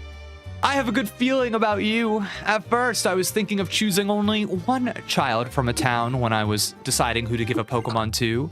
Sorry, what? In Vanderbilt town, it was going to be the child of a veteran trainer I know. About that, I learned that the Rhyhorn racer Grace and her son were moving here. Yeah, not from Kalos. Here, in the Kalos region, you're far away from everything you used to know. Bulbapedia, confirmed. Oh my gosh. That really hit me. Right here. Okay, yeah, okay, all right. Yeah. Then it hit me. This guy's a little... I should give you a Pokemon and have you travel around Kalos. I don't know if I like this. We're getting an interruption from off screen. Why is he deciding my fate? So, can I tell you something that I think is interesting here? Yeah. Both characters that he highlighted there, us and the Mother? No, the daughter of the trainers that he was like, that was my first. Yeah. That was kind of cool. I actually never noticed that detail, which is kind of cool. Both of us were called out for the express reason of who our parents are. Whoa, that's a good point. And I think that that's interesting. So that's something I'm logging right now. It's that the lineage. They're talking about like, yeah. And we both directly received material benefits because out of our parents. Yeah, so did our rival.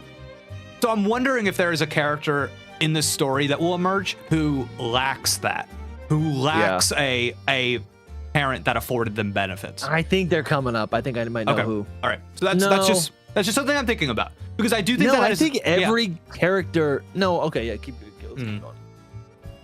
I'm gonna look up some stuff behind the scenes. Hi, Professor. It's Shauna. Sorry to have kept you waiting. Oh, there she is. Fantastic. Now let's all have a Pokemon battle. Your opponent shall be me. Cool. Let's go. Okay. Oh, no. Okay, wait. Is it happening? Okay, let's do it. Let's go, dude. Just so you know, I'm not that tough. Oh my god, dude. But like, isn't it weird that some of these trainers are 3D and not the flat JPEG? It's inconsistent. Yeah, I don't know. Yeah. Oh, it makes the JPEGs not feel so like deliberate. Yeah. Dude, like they had to do that. Yeah, look at, we got a Bulbasaur. Dick. All right. And again, this is the first time seeing these in 3D. I wish I had a bug type attack. I should have taught Spupa Infestation. Yeah, you should have. Damn. Maybe when it evolves. I'm gonna hit him with the string. Oh my gosh. Yep. Oh, he seeded me. Yeah, that's not good. I love Leech Seed.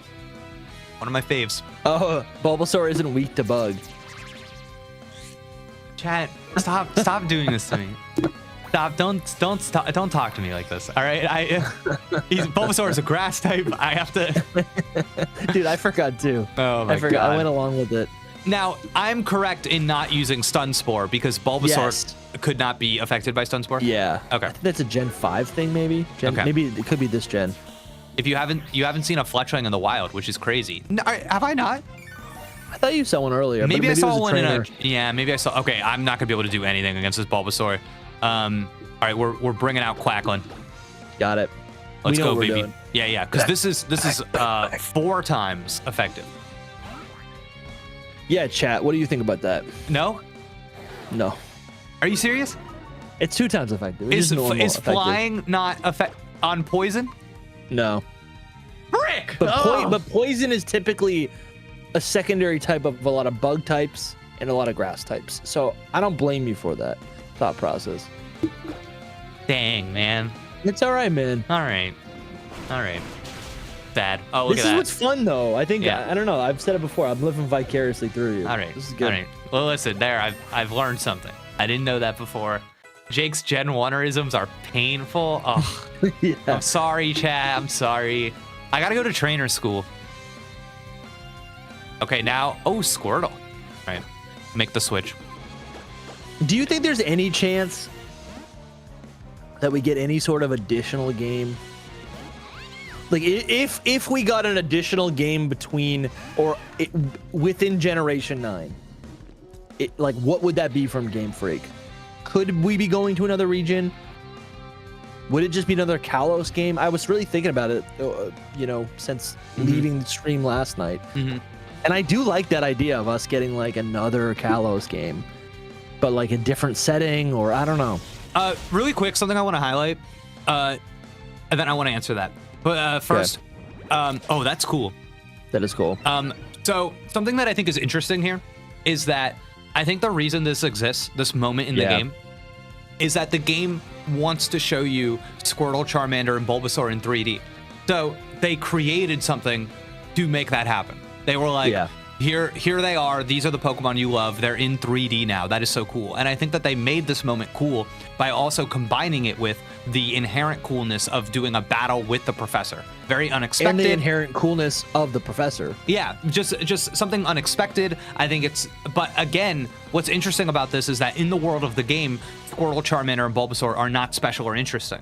But to the player on the outside, they chose to heighten this moment through dealing it with the first time you meet the professor in game.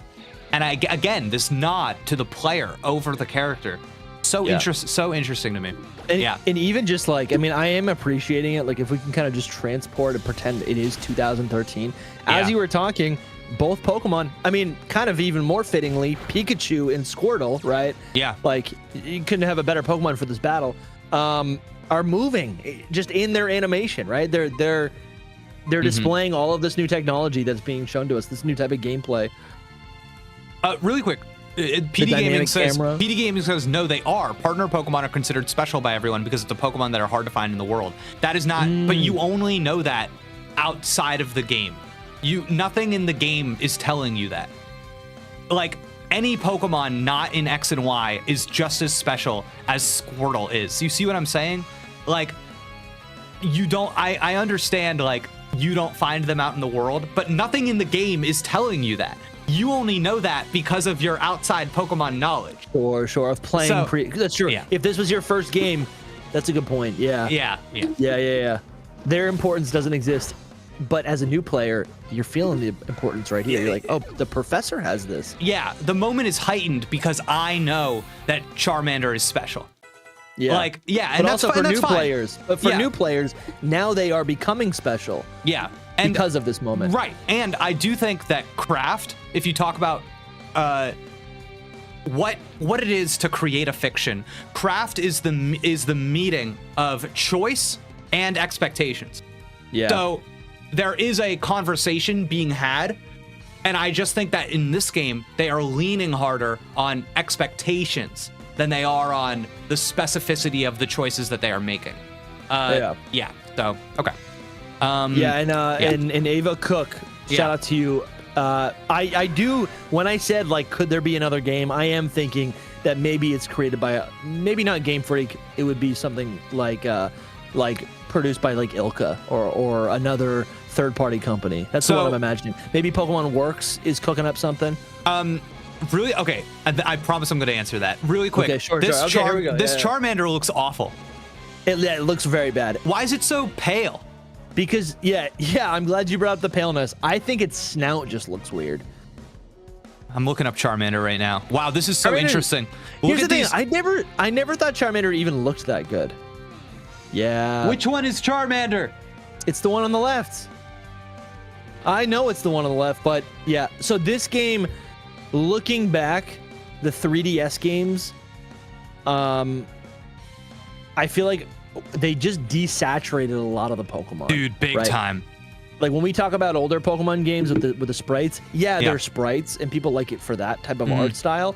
But people also like it because when you look at a Gengar, it's like a deep purple. Right. But now you look at Gengar and you'll see Gengar at some point and it's like gray. Right. You know? Okay. And I think I heard it's a limitation of the 3DS. You ready for this? Yeah. Keep your eyes on my stream. On your stream? Yeah, yeah. On what? Oh, whoa. Bro, just leave the game like this. How much better is this? Oh my, dude, what? Significantly better. How did you do this? I literally just put a filter on my OBS thing and did color correction. Can you just leave it like this? Of course. Oh my God, it looks like you have a modded version of the game. No, it's so easy. It's like I kind of want to go in with like a fine-tooth comb and just like do some stuff here because you can even like do some it was perfect. I think it was perfect. Isn't that interesting though? How it's just like a simple change like that. You like it like this? Yeah, like this is because I can see the saturation, but like nothing else has changed. Okay, I listen. You know? I'm into it. Let's keep it for a while. Like, yeah, let's see how we'll go back to the overworld, and the overworld is like it's just like totally blown out. I guess I should apply the same correction to the bottom screen, just so that Not there's. necessarily. You don't think so? Let me see how it looks. I think there is a lot of saturation down there. Yeah, let me see how it looks. So let's just copy this. Isn't it funny what we can do these days? This is insane, dude. Yeah, isn't this funny? Okay, let's see. Is that too much on the bottom? No, it's fine. Okay. I mean, it looks you more notice saturated. It. Yeah, but we're getting used to it. Okay, sure, that's Yeah. true. Dude, you know what's gonna suck? After 10 minutes when you go back. Oh, dude. Like I've already adjusted to this. Yeah, right. Oh my god. Wow, dude. Charmander just looks standard. This now. looks so much better to me. I'm losing my mind. Like Ilka, the Game Freak should pay Ilka. Pokemon Works should be cooking up an X and Y remake that just has higher, and that's the marketing gimmick. They go, Right. You can play the Kalos region in full saturation. Dude, so this is why I like Vivid Mode on my Switch OLED. I think it makes such a big difference. That's a thing? Yeah, you go into the settings, you turn on Vivid Mode. It's a Switch OLED exclusive feature. I have the OLED. I got the Scarlet and Violet OLED. Yeah, you got to go in there. Yeah, it helps. But so about that game that you're thinking about, is there a chance? I think like anything from Game Freak or Ilka, I would say no. Yeah. But I do think not even Ilka? no. Why? I think that they're not making anything. I think that the relationship with Pokemon and Ilka is going to be much more. Ilka is support staff on Game Freak projects rather than Ilka being used as like another independent arm. I think that the need for more staff at Game Freak has gone up, so that's how you're gonna kind of see that work out. This is just my estimation, but I think what I want to get from you. I think what you're more likely to see is a new Pokemon game from like a Bandai Namco, the Pokken or new Pokemon Snap, or even something closer to like a Mystery Dungeon from Spike Chunsoft. I think we are due for some like spin-off ish kind of games, and I think that Pokemon Puzzle League. Pokemon Pinball. And that is something that Game Freak can exercise. They have these, the Pokemon Company has these relationships. I do think that that's too bad. I just think that they are tapped out on resources at the moment based on what we know that they're working on. Yeah. Yeah. Well, hopefully we get some ports soon. Mm-hmm. Because I think for me, it's like when I do boot up my new Switch 2, right? Maybe we know about it in a week. Right. Right. Hey, you know what's crazy? I was just looking last night.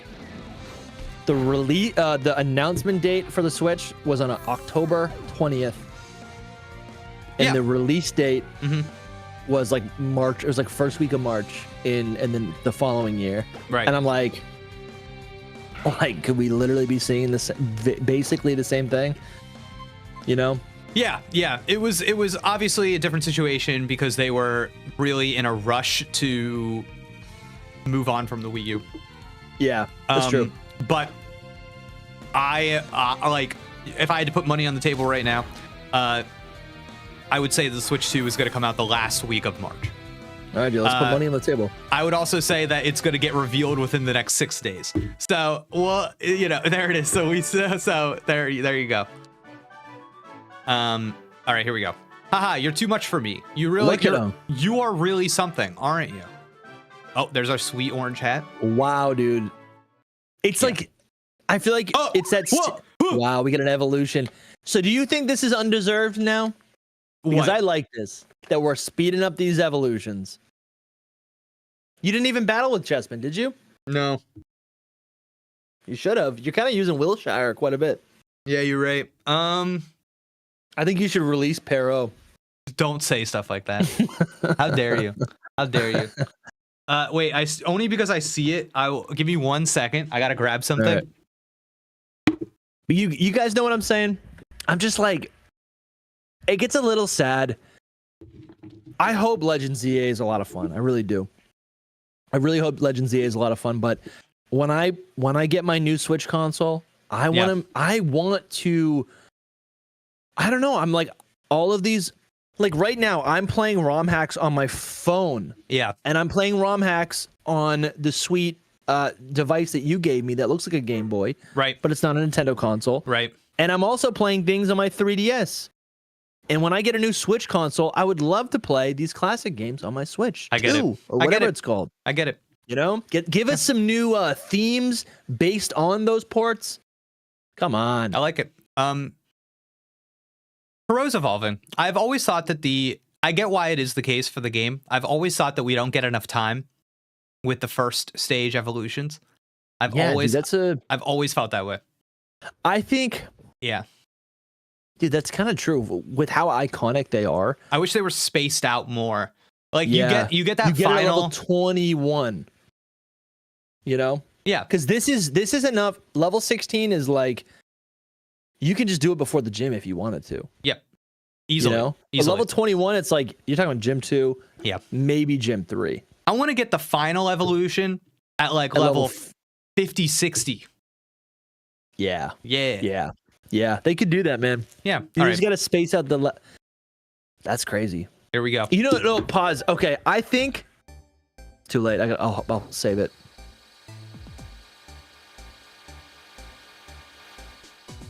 Dude. He looks so different. Oh, it's the green screen. It's the green screen. Look who it is, guys.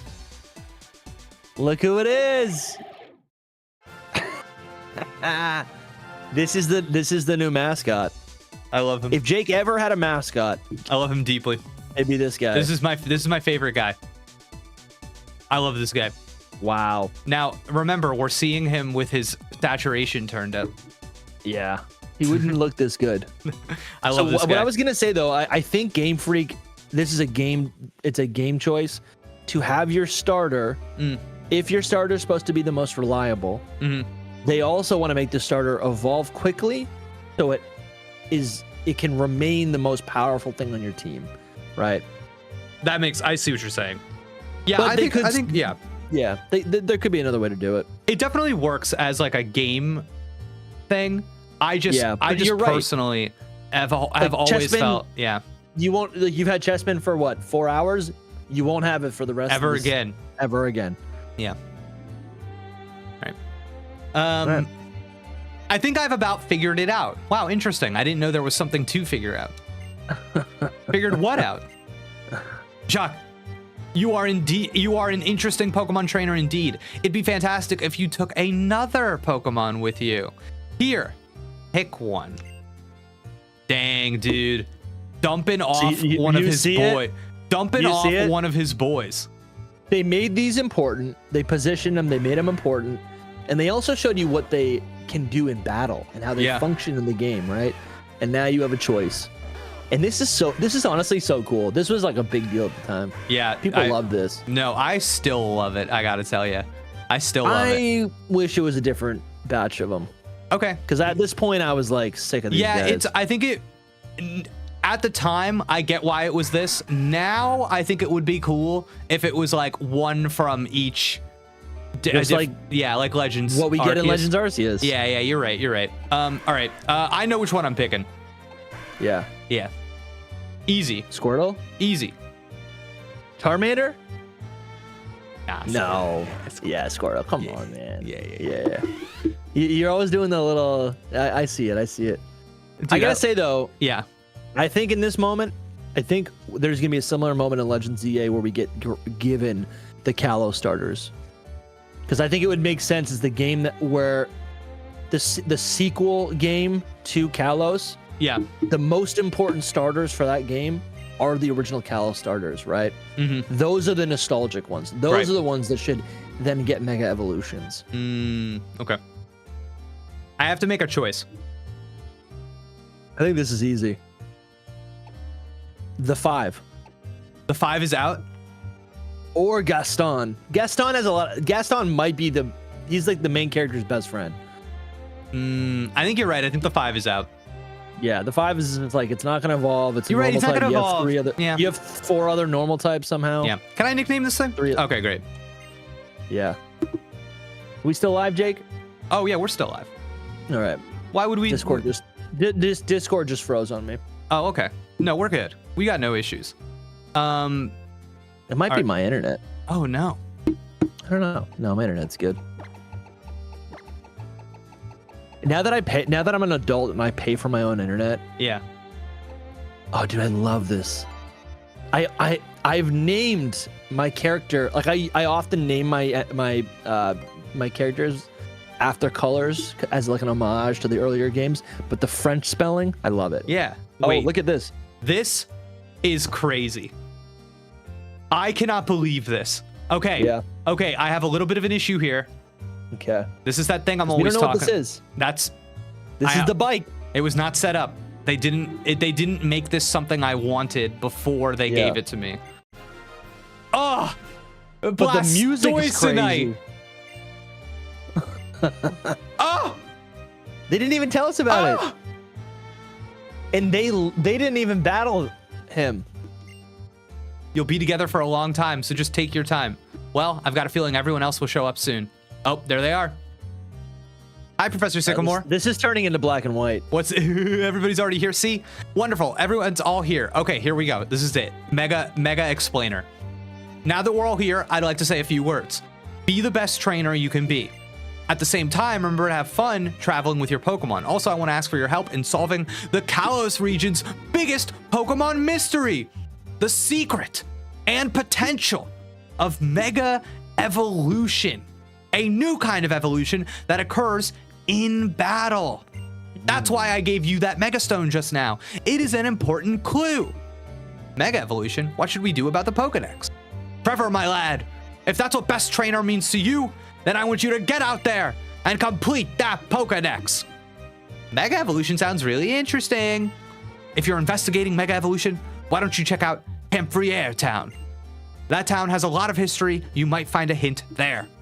Now listen, if you visit many different places to complete the Pokedex, you will probably see Pokemon with many ways of living and meet. Wow, this is a opening 10 minutes convo.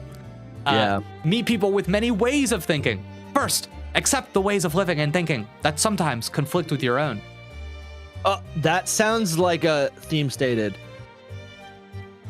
Let's go. Add it to the list. We gotta see what the final sentence in this speech is. Okay. That's what Don't forget it though. Here, let me screen cap it just so we have it as a reference. Okay.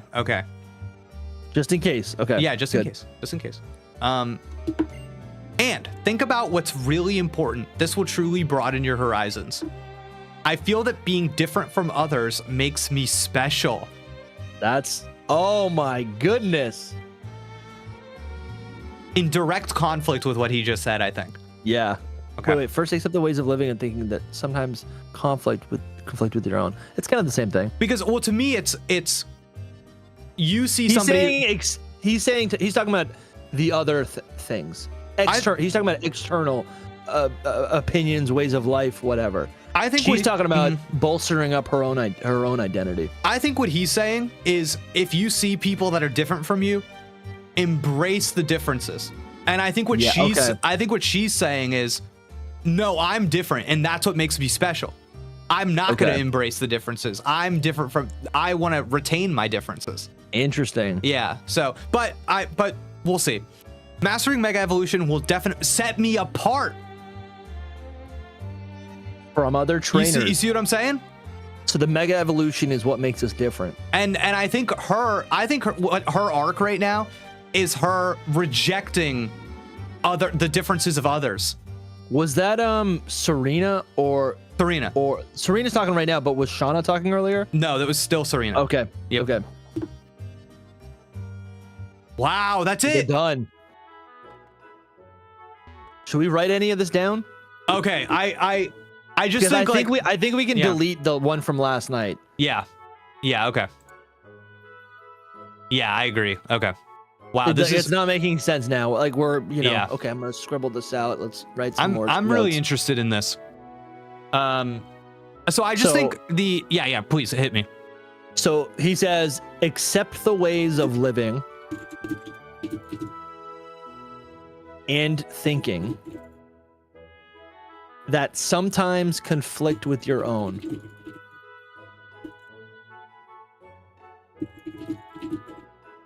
And then Serena said, Yeah. Something about it was like whatever I am.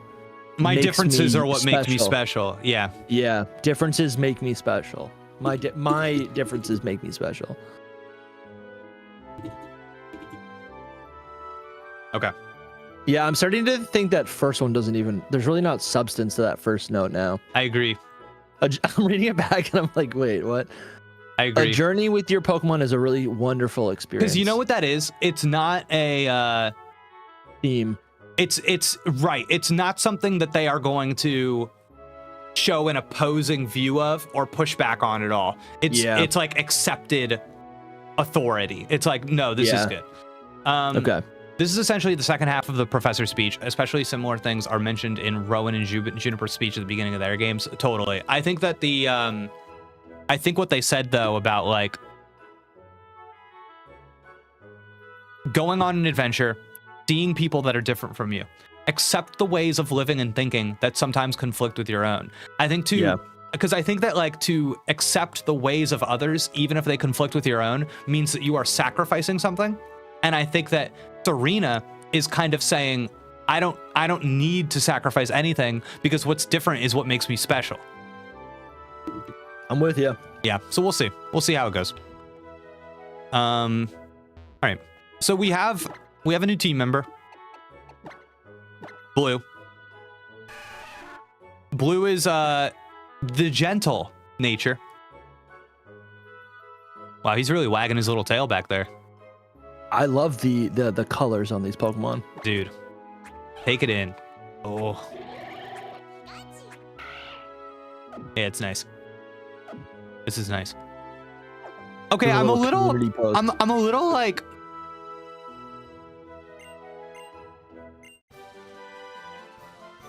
I'm a little surprised at how little narrative thrust is still present. Yeah. It's like, okay, well, what are we doing? Mm-hmm. There's has anyone even mentioned the gym challenge? I think so. Like we got a gym badge, but like I feel like we like happened upon it. If I was writing the story and I gave it to a professor, they would say, Jake, there's not a ticking time bomb. You have to turn the heat up. Yeah. You have to, there's no heat underneath this story. And I'm wondering, at like, this point in the game in black and white, Plasma has already stormed in. Big heat, right? Big heat. Yeah. Yeah, there is a greater world with greater problems, and you're not sure yet how you fit into those. Yeah. For sure. Speaking of heat, I do think something's coming up. Okay. I want to stop off on the second floor of this lab before we continue. But Dusty, I gotta be honest with you, and I have to be honest with the chat. Okay. I am in need of a bio break. Bro, that's totally. Listen, this is a non-judgmental place. Okay. All right.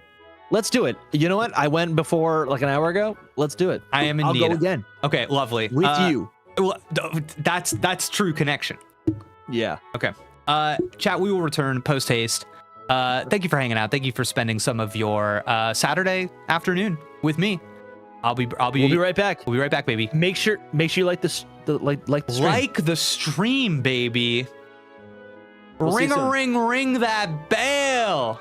Couple minutes. Couple minutes. Be right back.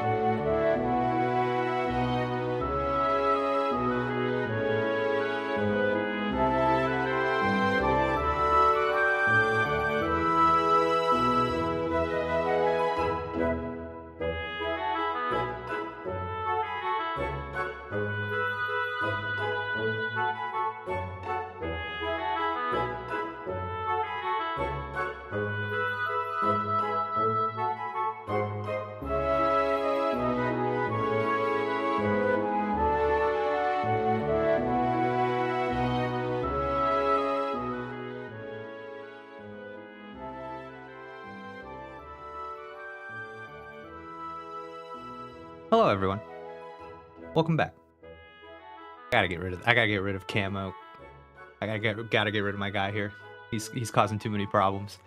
Thanks for watching the stream.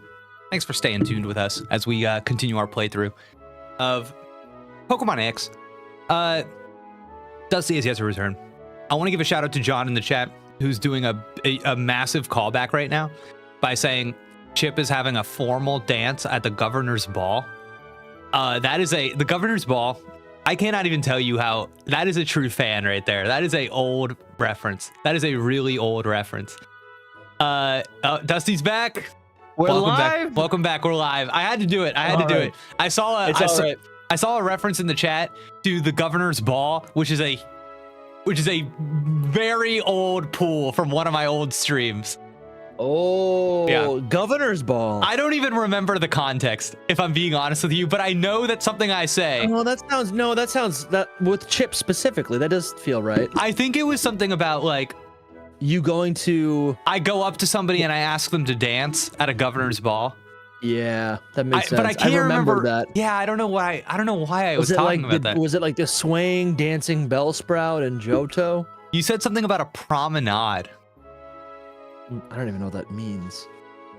I'm thinking about what we left before the bio break, what we left on, and why this moment did not invigorate me for the adventure. And I think I know what it is. The professor was trying to sell me the mystery of Mega Evolution. He wants me to go out and uncover it, but you as the player are given an item called Blastoise. Yeah. And you see that item. It's defined. And I think going into the game. No, I'm with you, Jake. There's no mystery. There's no mystery. He said it's a mystery. Yeah. And then he said, here's a hint. And then he gives you something that has a proper anatomical scientific name. Why is it not the mystery stone? Thank you. Why is it not like the blue, the mysterious stone? There's blue stone. Yeah, and you go, what is it? And then as you learn more about Mega Evolution, you know, there's a beat in there with a random person who has a Lucario, and then you go, oh, this is what it is. And now I have access to it. Absolutely. I'm with you, man. He shouldn't even Blastoise-Nite? It's like I don't even have a Blastoise. I kind of wish he didn't even say the words Mega Evolution, and he just gave you the Squirtle, and he said, this Squirtle has always been really attached to this stone. And it's holding, and it's just holding the stone. That would have made, then there's a character with that Squirtle. That's like a Nebby moment where the Squirtle has a defined characteristic. And then we could all meme about it, right? Let go of the stones, Let go of the stone, let go of the stone. Yeah. And I also think that's a mystery. Whereas what we've been charged with so far is not. This is not a mystery. This is just the beginning of a game, and they are calling it a mystery. Now, I've noticed you put something. You put something in the chat just now. Me? Yes. I didn't put anything. I'm pulling up the chat so that people can see. You have written, as the Hidden Power podcast says. No, that must have been Lumi. Okay, all right. Roll back the VOD. I'm pretty sure I could see you typing there. But hello, Jake and Liam. Do you guys plan to ever do a Soul Link together? You're saying yes, one day. What is that? Are we not already Soul Linked? That's a good point. Okay. It's a Nuzlocke. It's basically, I don't know all the ins and outs of the rules, but we both play X version or whatever version side by side, and there's like an addendum to the Nuzlocke rules where if, you know, normally in a Nuzlocke, if a Pokemon faints, it's dead. In this case, whatever Pokemon we capture together, they're soul linked, I believe. And then if one dies, it's like I'm screwing up your game too. So there's their fates are tied by the strings of destiny. Yes, yeah. And if one dies, the one who was tied to it has to be released. Yeah. I gotta say, this is off topic, but I'm feeling snacky, and the only thing here are my dog's snacks, and I keep thinking, my brain's like, oh, that's a snack, and then I go, no, it's not, it's a snack. Move away from you. Do you have a go-to snack that you enjoy? I don't know. We made cookies for this Halloween party, and I'm like, I saw them, and I wanted them so bad. That's tough. Yeah. Because I can smell it. It's in my nose right now. That's tough. Wow. Go-to snack? I don't know. I snack on anything. Piece of cheese, piece of meat, nuts, leftovers, whatever. I'll eat it all. Ruthie said, how are you doing on time, by the way? When do you have to? I think I got about a half hour. Lovely. Ruthie says, I find it interesting that this game is contextualizing these new things as specifically new things, whereas later games tend to present things as already existing, but it's new to you. See, that is emphasis on world. You are entering a world and getting to understand it. You're trying to, and whereas this is emphasis on game. This is emphasis on you are playing a game. Remember the last time you played a Pokemon game? This one's a little bit better. Yeah, I think that's like they're winking at us. In terms of like theme of me playing this game, that's what I'm learning about X and Y that I didn't know before. I'm learning that it is like a almost meta commentary on Pokemon. Yeah. You know what? Let me ask you this, Jake. Yeah. Could this affect the way you see black and white? Because I think a lot of people always talk about that they love black and white. And I think, if I'm just projecting what I think, I like black and white because of the world building. Yeah. And when I say that, I'm talking about, right, it's what you're describing. It's like there's a living thing there, whether I'm there or not. And I think a lot of people call that story, and that's where you were able to inject yourself in that narrative. With a lot of criticism, but are you maybe seeing more of what people are resonating with in black and white? Yes. Black and white is attempting to do something, and I think it fails at it. Yeah. X and Y, still, based on this, are not attempting the same thing.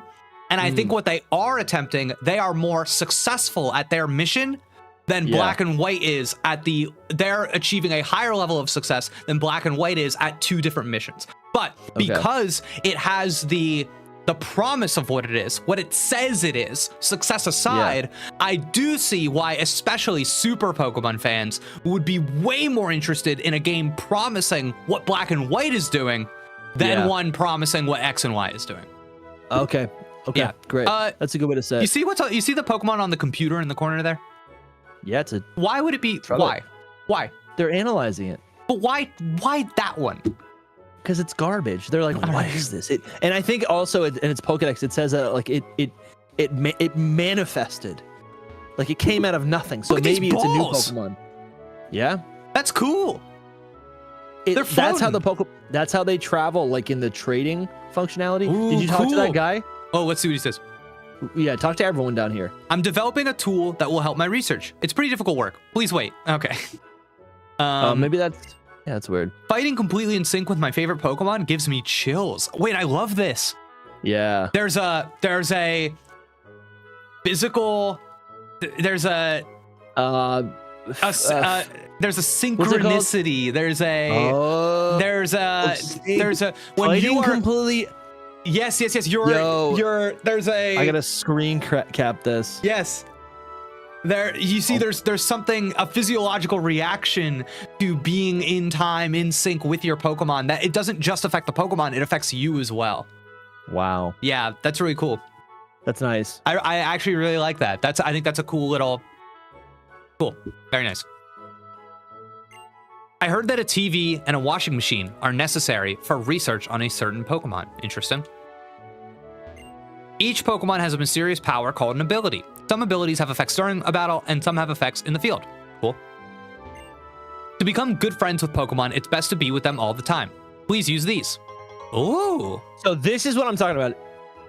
Now, if you talk to every character, they won't tell you something interesting, but they'll give you items. I find during my playthrough of X and Y recently, you get a life orb from a random person. Got it. Right? You're getting all these like OP items, TMs. Oh, this is what I love in a Pokemon game. He learned a lot from Professor Rowan in Sinnoh when he was young. So backstory. Sinnoh remakes confirmed. There. Where was Sycamore in those child Sycamore in those Sinnoh remakes? Yeah. He's like the little kid. And yeah.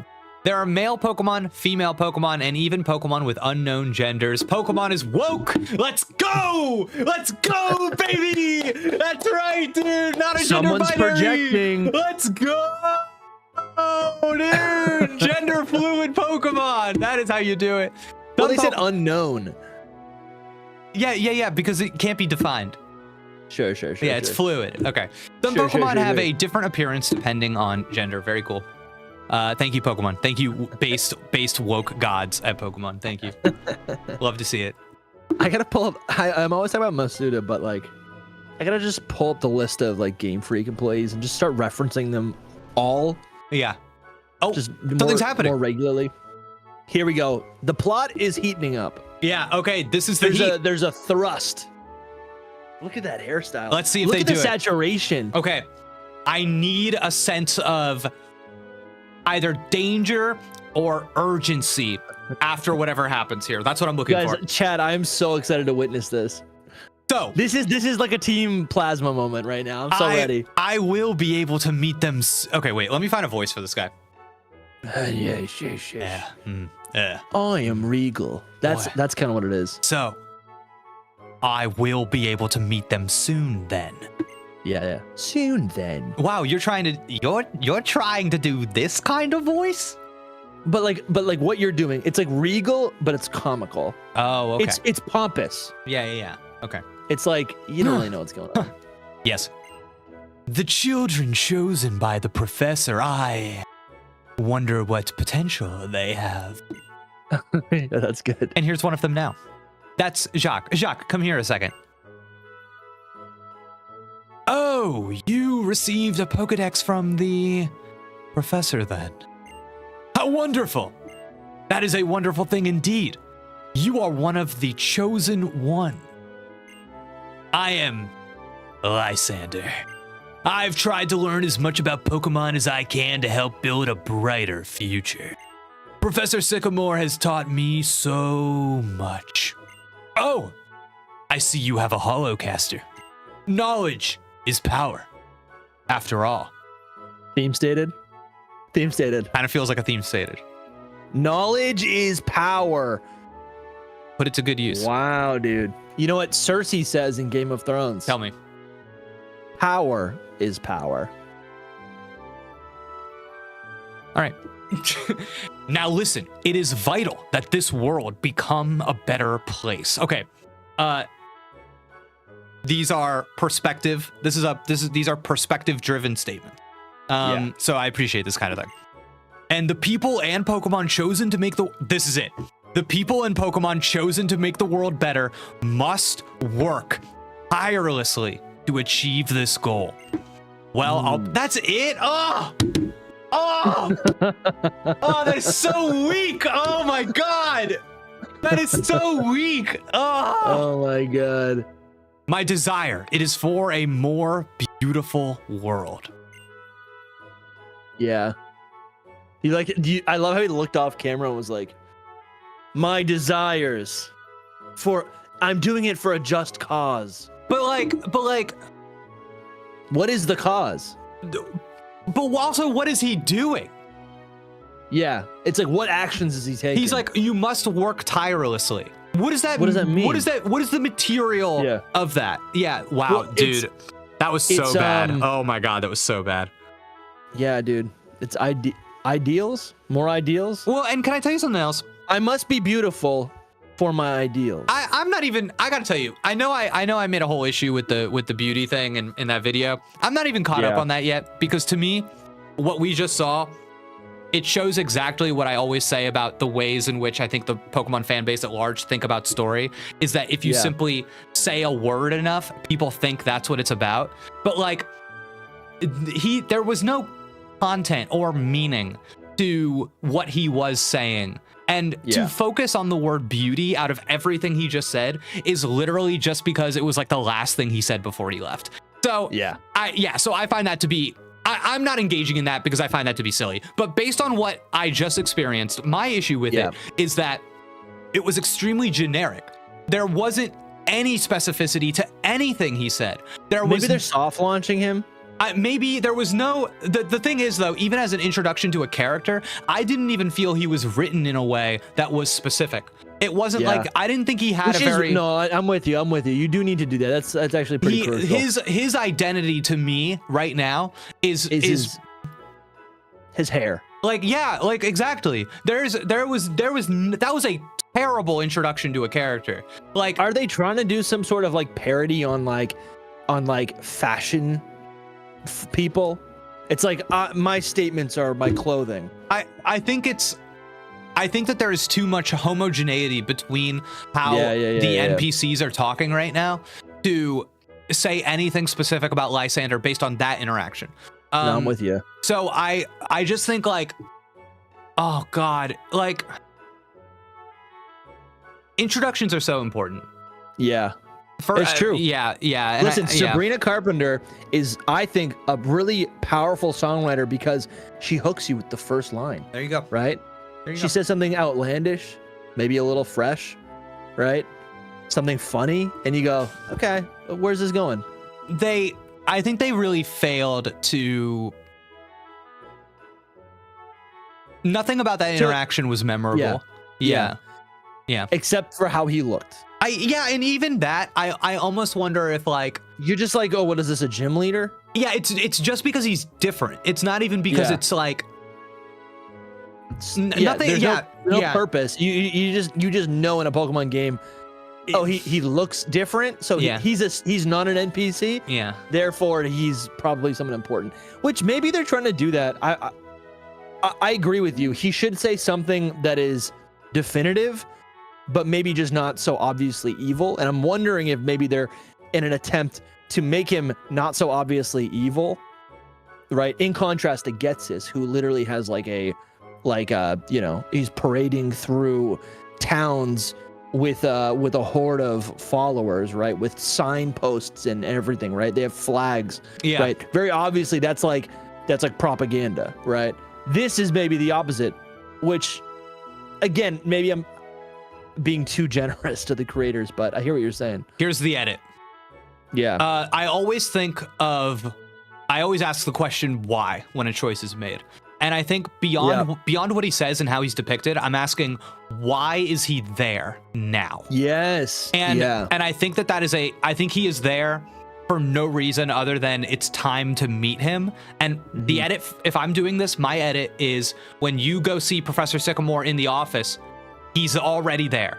Yeah, he's like leaving. He watches you battle Professor Sycamore, and then he says you should give him one of those Pokemon.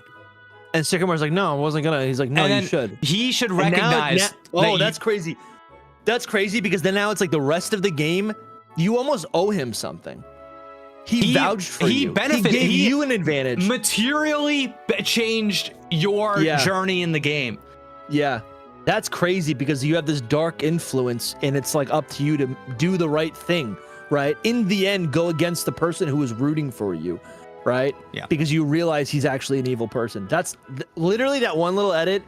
Huge. He even said, he's like, oh, I've like learned so much from Sycamore. He has a relationship with Sycamore. I wish we got to, I wish that was realized. Yeah. So well, let's keep going because I think we might see him again. Yeah.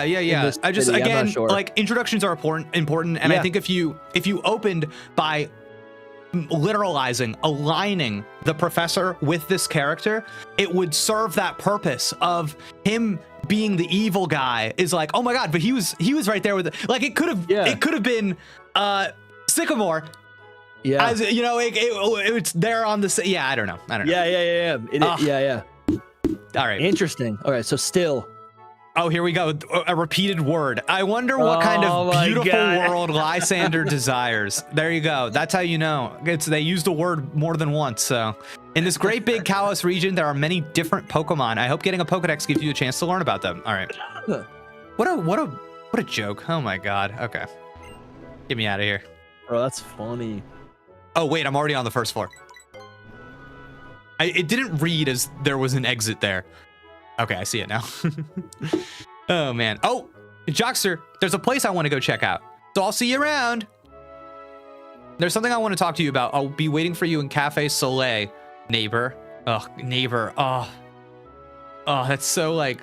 Won't you be my neighbor? I have a nickname, and she chose to call me neighbor, dude. All right. I wonder what Serena wants to talk about. Why couldn't she just use the Holocaster? No clue, but it seems hush-hush. What do you think about the elevator style? Does it speak beauty to you? Not at all. I am curious about what's going on, but we should probably stay out of it. Wow, how funny. There's like an side conversation. There's like social. They're like Timon and Pumbaa. Yeah. Hey, can you go to the widescreen for a second? Oh yeah. Let me. Yeah. I got you. Oh, a visitor. Oh, we're all tied up. No. This is my dog. Sunday the bee. And she's a bumblebee. Wow, that's How awesome. cute is that, dude? That's amazing. My wife just did this. That is amazing. God. She looks great. So we're going to that party later. She's got the wings. Goodness. All right, I gotta get wireless headphones. Oh, that's amazing. She seems to like it. Anyway, sorry. That's I had great. to shut that off. No. I'm glad you did. Yeah, I liked that they were having an aside, if you will, a Shakespearean aside, and but I also like that they were commenting on dynamics within the friend group. They were that's kind of cool. Wow, which is yeah, that's a good thing to add if you're creating this like multi-person friend group, as like, because this was the first time where we had like a lot of friends. Yeah, right? And the fact that they're like, if she wants to talk to him privately, why doesn't she just text him? Like, that's like a kind of funny observation to make. So yeah, I wonder how that'll play out. All right. To get to Camp Freertown, leave the lab, turn left, and go straight. How funny! We just got to Lumiose, and we haven't seen any of it yet, and they're like, "All right, just let's keep going." Yeah. Okay. The cafe Serena was talking about is over that way too. Got it. Okay, thank you. All right. I say maybe we can do a poll in chat, but I say let's just explore. I agree. Lumiose City may be very large, but if you stay on the main streets, you shouldn't get lost. I'm gonna go on a little walk. The streets sure wind and wander here. Okay. This is crazy. We're gonna be playing this in Legend ZA. Right. Okay. Legend ZA glasses are on. Yeah. Okay. Here we go. Like everything green. Right. Okay. So I think first things first, we have to go down this way, right? Yeah. Okay. So. Oh. Yeah. I don't like this. This is like. Oh. Like. Oh, Varno Avenue. Oh. They're doing the Scarlet Violet thing. Oh God. Okay. Wow. I gotta say, controlling this with like one stick is so. It's bad. It's tough. Yeah, it's tough. Ooh, a clothing store. We can get dripped out. Like I feel like they had so much planned. This is tough. All right. It's bad, man. I'm telling you, it's bad. This is like what I remember of this. Oh, here we go. What is this? I'm sorry, there's a blackout. You can't go any farther until it's fixed. Yeah, that's classic. You will be able to get to it eventually. There's a blackout. I wonder why. Yeah. I wonder what they get out of that. I don't remember how we solved the blackout, so I'm not sure. I'm not sure like what the point is of that. We'll learn. Yeah. All right. So yeah, what are all these shops? There should be some clothing shops. Oh yeah, here it is. How may I help you? Oh, you are not as stylish as you could be. I'm so sorry to tell you this. This is a place for stylish people only. That's a mechanic. I got turned away. Yeah, you have to have your style points up. Wow. And there's certain things in this game that'll increase head to toe your style points, and once you get past a certain threshold. Dang. Okay. Yeah. Well, there you go. That's So what's going on there is so PD Gaming is in the chat is using that as evidence that beauty is the theme. And I just want to say, if you fully take in what I say in that video, what I am not saying. Okay, he's joking. But just in case anybody is unclear about that, I'm not saying that the game is not unconcerned with beauty. I'm saying that a single word is not a theme. So having beauty benefits you in life. That's a theme. And you can see, oh yeah, I'm given more material benefits by being beautiful than I am if I'm not. Yeah. So yeah. So there, you can use the word beauty. You can't. Yeah. It's just so uncritical to say beauty is the theme. No, it's not. Yeah. Shut up. Like, could beauty be anything? Beauty is a variable. Beauty is a contributing factor. Like, what would beauty be? If beauty is anything to this game, linguistically, what could it be? Beauty is an element. Like, it's not a theme. We know it's not a theme, but is it something else? It could be boiled down to something else. I would say it is It is a characteristic. It is a concept of concern. Okay. It is a, I would like, because the truth is that, okay. So sometimes I have this take that that all art is political, and people have a problem with that because they look at something and they say, and they say like something like Tetris, and they say, oh no, there is no politics here, which is actually a very funny thing to say about Tetris if you know anything about that, the backstory behind making that game. But anyways, so part of what I think is inherently political is the concept of beauty is artistic in its own right, because beauty is not defined or rigid. Beauty is a social construct. Nothing inherently has beauty. So when you are talking about beauty, beauty is defined by who? Who gets to say what is and is not beautiful? So by referencing a concept of beauty, what you are actually referencing is the social concept of what is traditionally beautiful. And I also think you could go even a step further, and I think beautiful, like if beauty is like physical appearance, that's subjective, but I think beauty itself could also just be like broadened to maybe apply to like, you know, status. It could apply to your interest. It could be applied to maybe your personality. Yeah. Things that aren't visual. I think it could be broadened to that. 100%. And I think people use beauty when they're talking about this game as shorthand for physical beauty. And then and I think when people use that shorthand, what they're doing, and they don't realize they're doing this, is that they're actually adopting a conservative framework of what beauty is, because it's what is seen as traditionally. It's what is seen as traditionally beautiful. So it is already you are being positioned within a political lens, and you don't realize that's what's happening to you because it is normalized in our culture and our society. What is beautiful? It's the things that are rewarded in culture for. Yes. Yeah. No, I see it. There you go. A little teacher moment for the chat. Love it. Yeah. So this lady is telling us about how in sync she is with her Frou. Did she literally say in sync? I think she used that word. We get up at the same time, eat at the same times, and go to bed. Dude, I'm in sync with my poodle. I love the really quick, strange choice here in the writing. Yeah. We get up at the same time, eat at the same times. So the concept of what gets plurality is defined by what can be done within a single day. And so it's funny how it's not like conceptualized over the course of a week. It's not we get up at the same times, eat at the same times, and go to bed at the same times. Yeah. It's we get up at the same time, eat 3 times a day at the same times, and go to bed at the same time. Just a funny choice. Yeah, if I was editing this, I probably wouldn't have done that, but I just think that that's a funny, I don't know. Yeah, of course. Shout out to you, English translation. The localization team, you're making crazy choices. Yeah. All right. A Frou, is it for Frou or for Frou? I think I say Frou, but Frou just feels better. It's like Frou. Frou.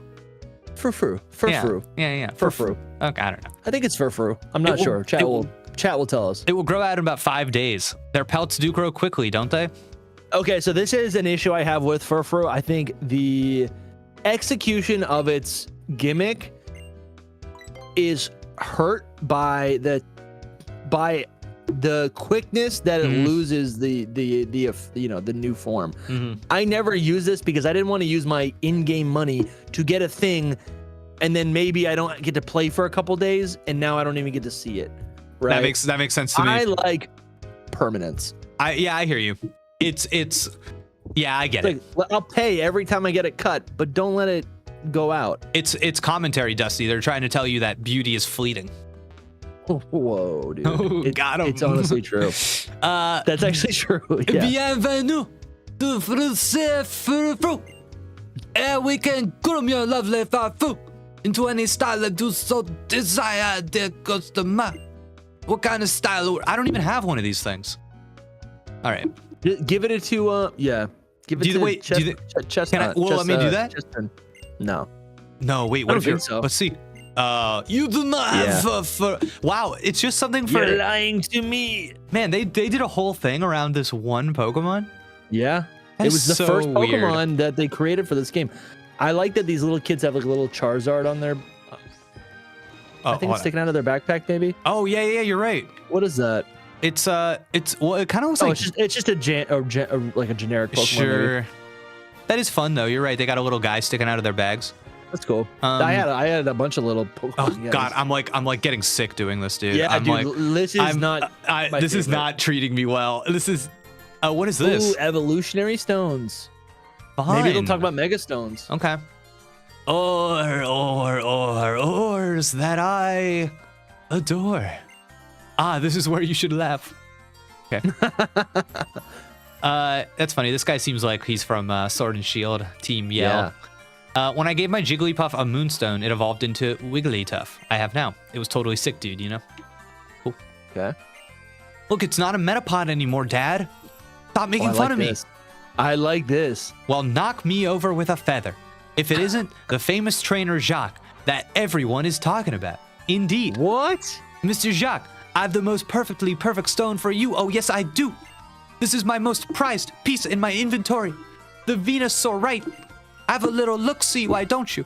It's a sort of power stone that will give your... Oh, my God. So they have actually already solved the mystery of Mega Evolution. They must have, yeah. They solved it. Wait, you're getting it early? Who's he talking? He's talking to you. Yeah. I'll let you go. Oh, and a very special prize. No! Oh, wow. No shot. Now, don't misunderstand. My desire to sell my wares has not changed in the slightest. All right. Wow. My husband has dabbled in all lines of work, but he never stuck with anything for long. But now that he's found he can make a profit just from his knack for finding stones, well, he's become like a shiny stone in my eyes. That did not track for me, but okay. No. It's a type of evolutionary stone. Okay, I don't... Okay, okay. If you have a Growlithe, sure, you could evolve it. Is that something that people could have? Maybe at some point in the game. Okay. I'm not sure. Yeah. Isn't this like really... It's like I have no idea where I am in this game. and I gotta tell you, it's making me want to puke. Yeah, there's no mini map on the bottom screen, so that is which also hurts it. Yeah. Oh, these turns are. Oh, I accidentally went. Ugh. No, that's this is the X and Y Lumiose experience.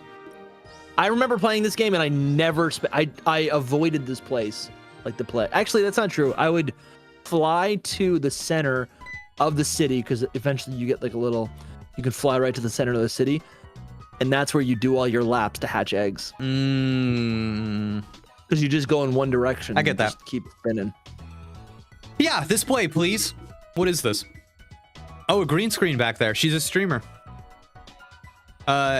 Welcome, trainer. I haven't seen you around before. Is this your first time here? This is the PR video studio.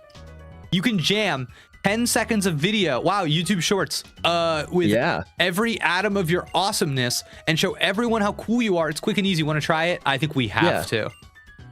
What's your style? Ooh. Energetic or cool? I think we're... Or fun. I think we're fun. Yeah. I think we're fun. Roger that, boss. Let's get started. Onto the studio. Roger that, boss. All right. Stand right there for me. Yes, that's perfect. The comical side of you. Yes, it's like a whole other side of you. Wait, no, stop. That's it? No. No. Oh, here we go. Okay. Please welcome Jacques. Oh my gosh, this is you. I've never seen this in my life. It is indeed Jacques. Dude, that was insane. You gotta put this up as a YouTube short. Restart it. That's what I don't even know what I'm looking at. Do. Is that city? That's got to be Kalos, right? Or is it Castelia? I don't know what we're looking at, Jake. I was fun. I didn't say I was a big old nerd. Yeah, I was swanky. Oh. Ow! Oh, God, stop it. It's bad. What are the other ones? So how did you like it? Cool, huh? No, fun. It was supposed to be fun.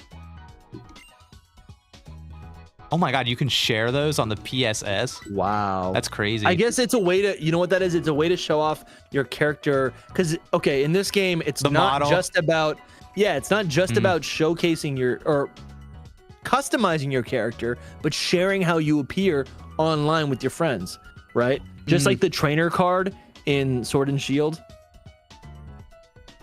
Got it. Okay. Yeah, This feels like a Sun and Moon character to me. a little bit. Yeah. Wow, you really might just be something. I thought my eyes might fall out of my head watching you. Here, you can have this.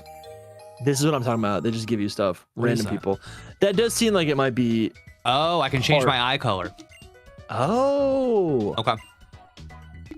What color eyes do you have? In real life, Yeah. green. Wait, You know, hold I don't on. believe that. Every person. Oh no, that I'm says so they have sorry. I'm green- so sorry. I was looking at a green screen and green came out of my mouth. Oh no, you're No, kidding. I'm so sorry. My eyes are brown. I'm so sorry. That was just Well, I was gonna. Okay, yeah. that's nuts, dude. Do you think that the green screen in the game will work as a green screen? Let's try it. Okay, I'm trying it. Here we go. Probably. That's a pretty green. Okay, hold on. Okay, and applying it. Okay. Uh-huh. And let's see. Oh! It worked. It's working. It worked. What okay. could you change the background to? Well, no, check this out. You ready? Yeah. Okay, this is gonna be good. He's in the clouds right now. Oh. Wait, hold on. No. Hold on. No. Jake is in the game. That's nuts, dude. And this is why Nintendo should allow us to mod our video games. You know, dude. Green on green. The green screen is being green screened. This is good. This is good stuff. Nuts, dude. Oh my god, that was great. That was That was great. good. That was totally This worth is it. cool. This Yeah. is cool. All right, that was fun. You could write. Yeah, that's fun. That's cool. Yeah, that's a good time. I like that. Yep. All right. So there's a lot of areas. Oh, can you just do a little change right there? That's Yeah. convenient. Let's change your eye color to green. Yeah.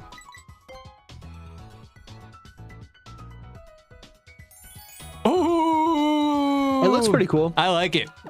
Yeah. Cool. It's like your starter color. Yeah, no, exact. Oh, I like it actually.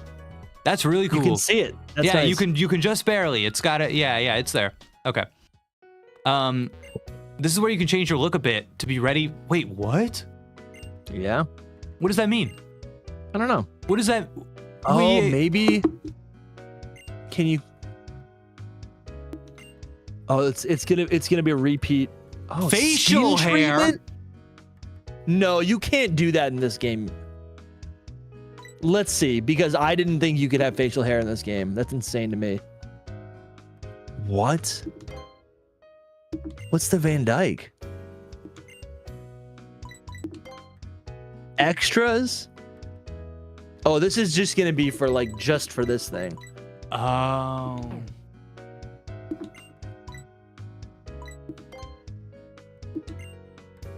Freckles. I didn't know any of this was in the game. No way is this sticking around. I don't know. Because I want a Pokemon game. No way, dude. That is so. This is a 10-year-old boy. What the heck, dude? This. I actually do have to leave. It's 5 o'clock. Dude, I actually have to leave because it's 5 o'clock. This is insane. Disgusting. What? What I want to see is this going to show up in the overworld? Because has this been a hidden? Did Cerebi not capture this so long ago? Okay. You have to. Yep. It's only for the video. That's insane, dude. It's kind of cool though. That was nuts. I cannot believe. I didn't even know that it was in this game. Oh my god, that is so weird. Oh my god, that is so weird. Okay, I don't want to hold you. man. I don't want to hold you from going though. So what are we doing next? I mean, I do gotta go, but listen, are you interested in continuing this journey? Yeah, dude, I'll hop on when I can. But listen, you get the weekend off. You should keep playing. I'm thinking I'll keep playing a little bit. Yeah, you need to keep playing, and I'll watch the VOD when I can, and I'll hop on when I can. All right. But logistically, I don't think I'm gonna be able to be here every single time. No, of course. That's a big commitment. And maybe in the future. Yeah, I'll be back. I'll be back. Maybe we do a Soul Link. I think that'd be fun. That would be fun. Cool. Yeah, should we start a channel together? I'm just wondering. I think maybe the chat is attached to you being here while I go through this. I think I add something to it. I think that maybe the chat doesn't want me to play it without you. No, come on, guys. Would you not? What else are you doing tonight? If I leave and he stops streaming, what are you doing tonight? Are you talking to chat? I'm talking to chat right now because if I leave and he keeps playing, then tonight I can watch more, or tomorrow morning I can watch this. Dude, come on. Listen, Lion We're here for Jake. We're here for Jake. Chat's saying you can't play without the goat. No, yeah, that's true. You can though. You can. Listen, I think it's refreshing to like see, because this is the close read, and I don't know. I was disappointed that you didn't continue to play Ultra Sun. Right? There were so many moments where you were texting me, we were on the phone, and you were telling me these things, but I don't have a record of those things now. So I almost like, it's different, right? When you're on camera, you're like, there's all these different like little video essay moments. Yeah, that's true. The yaps. And so here's my thing. Here's my only thing. If I start playing this game without you, you know what that means? Yeah, free range. No. What it means is this is just a game I'm streaming now. I'm just playing all of X. See how far you can get into it. That's a big commitment. Man? We might be streaming tomorrow. We might be streaming Monday. Who knows? All right. Just feel it out. I think I'm done for today. No, keep playing. What else? Sarah's not around. Chip's not around. Keep playing. I just want to make some dinner, you know? Yeah, see, my chat's saying too that I skipped Black and White too. You did. You need to go back and play Black and White too. And I've been telling him. I shut it down and I start Black and White too. No, that would be deranged. That would be awesome. That would literally be deranged. That would be cool because again, then I would have more VODs to watch. Okay. I just want to know. I want to know. I don't need to be here for every game. We did the close read. Yeah. This is a hangout. We did the close read. This is a hangout. I just want to. It's an extension of the close read. This is not going to affect my plans, but I am going to put a poll in the chat right now, and I just want to know what people are more interested in seeing: Black and White 2 or X and Y. I think the next like couple hours of this game, you're gonna start to see the beauty of the region. The things are gonna open up. Options are gonna open up, right? And I think you should experience that before you jump off. I think you should just keep playing. I agree because I think I have not done with this yet. There's definitely more. I need to see more. Yeah. I definitely need to see more. I'm just wondering if will I beat the Elite Four on stream in this game? I don't think you need to do that. I think you could start playing this for 3-4 parts, put it down, play Black and White 2, put it down. We do a close read of Let's Go in a month, put it down, come back to X and Y. Okay. You can do that. Okay. Then you just make different playlists, and then everything's organized that way. Okay. All right. You know, you don't want to be, you don't want to limit yourself, right? Yeah, you're right. I'm gonna stick on this for now. Keep playing. Yeah, I'm gonna stick on this for now. I'm leaving. Yeah. Thank you for having me. Thank you, Jake. Thank you. Enjoy your night. Maybe I'll put a picture of the costumes in the Discord. That would be nice. But I'll see you guys. Peace out. Thank you. All right. Bye, Jesse. Thank you. Oh, God. Would you look at that, chat? What a scene. Let me just... there you go. All right. Mario Party is an option. I just feel weird jumping into a whole different game. I'm in X and Y mode right now. You know what I'm saying? Because it's either I play a little bit more of this or I just log off for the day. Wow, I'm loving this. This is nice. Look at him. Look at them riding the goat. Look at that lady. The Lucario. Oh, nice. An ad for the skates. What is X and Y? But a jamboree. Oh, nice. A Digivice. Wow. Can you believe it that you can make a Pikachu only PR video? What? My job is to wait here every day for the coolest of trainers. Wow, okay. We have been dissed. Connect to the internet or go to a crowded place and you can meet other players. I don't think I can. I don't think that functionality exists in this game anymore. Why is Shauna just standing here? Shockster, check this out. You can make PR. No, I know. I did it already. Oh, you can edit your own? Okay, see, we didn't do that, chat. Oh, this is just the Pokemon Center. I didn't even notice. Right in town. I feel like a hop from X to Black and White 2 could be jarring. Yeah, probably. All right. Surely there's a clothing store in this town that, like, I can get into and buy new clothes, right? Surely that exists. What is this? Oh, welcome. Tell us what you like and we'll come up with the perfect... Oh. Well, we got to do this. 3,000 doll hairs? Oh my God, brother.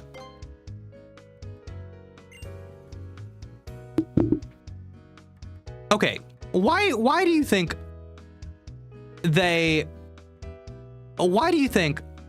Pokemon games like to do this thing? This, like, you don't just get to pick the thing that you want.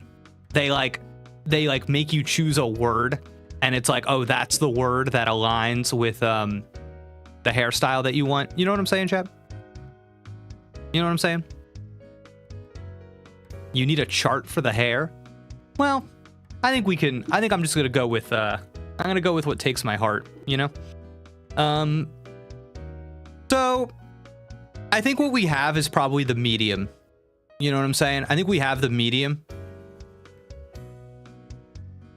No, Surprise Me's just gonna pick either short or very short, I think. I think I'm curious about the very short.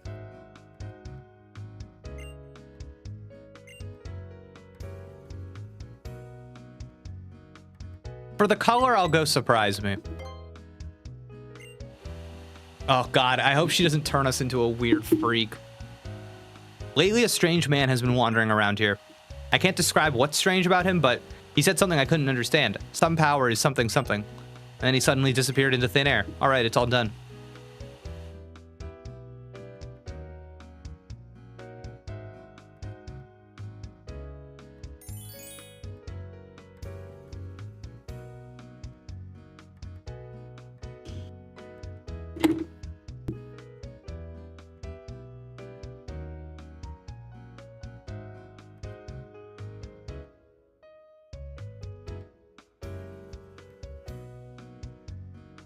No.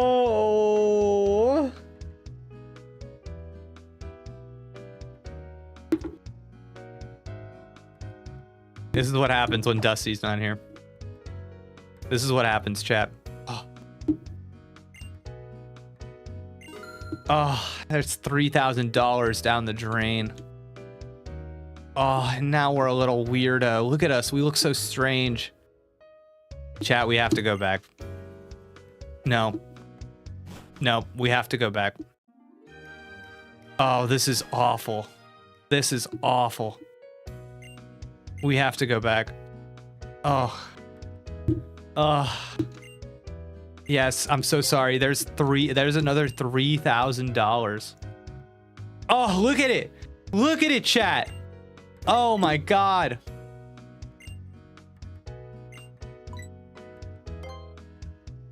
Oh, thank God. Okay. Oh, okay. Oh, she bumped into the strange man. I listened to his explanation and I managed to be able to use that something or another power. I don't know what it is exactly, but I felt lucky. All right. I don't know. Save the game before getting a haircut? Well, that would have been smart. I can live with this. I can live with this. Oh, chat, that was Oh God. Okay. Now that our wallet has been sufficiently drained, we can move on. Ugh. Chat. That was devastating. Oh my God. Oh. Could you come here a second? No. 3 and a no. I'll see you later. Where's the clothing store? Think it's down here? Chat! Oh, look at it, it's a skidoo!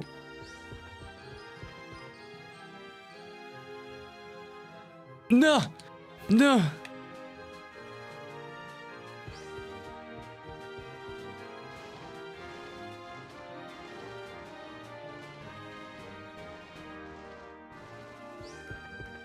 Am I blind?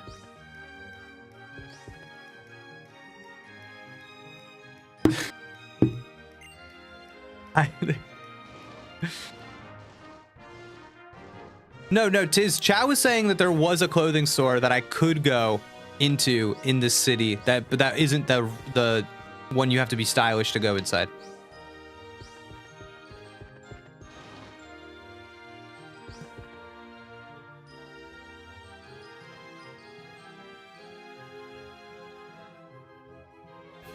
Oh my God. I don't know why it waits to make those guys appear. Oh wait, is this it? No.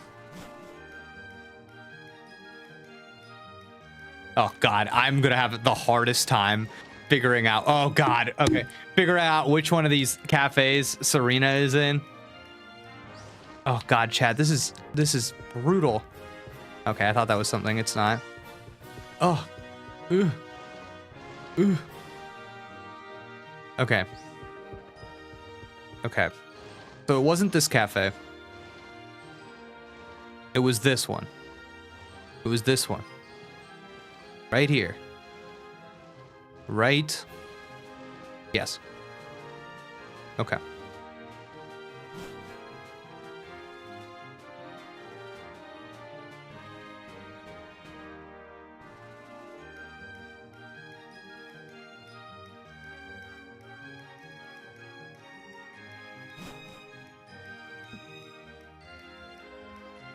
Buy a latte?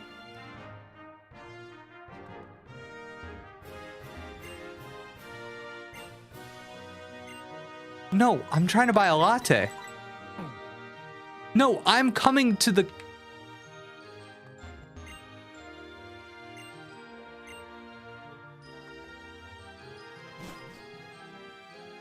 Wait. Okay, wait. Okay, wait. There was a guy with the... I neglected the guy with the apron. Maybe he'll give me the latte. No, dang, it's all about photos. God dang it. Okay. All right. Okay. No, Serena went here. Okay. There we go. Oh, it's Lysander, and is that Diantha?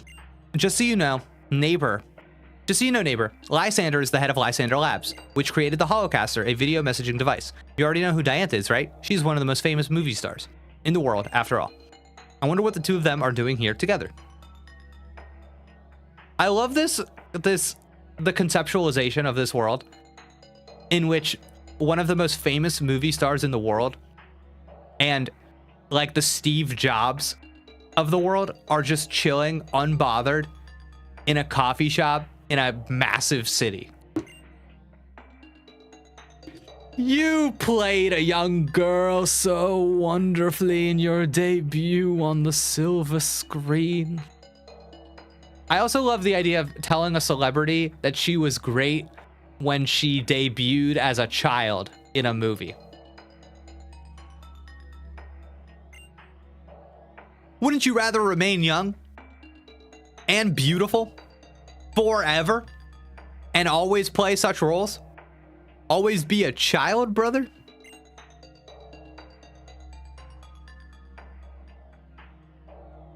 What a strange question.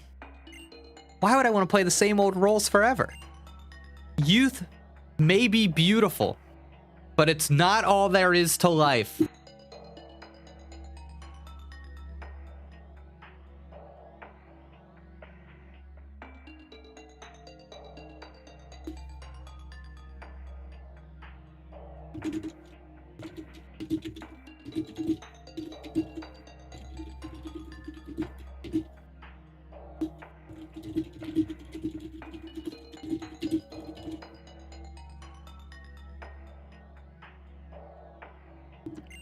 Everything changes. I want to live in change like that too.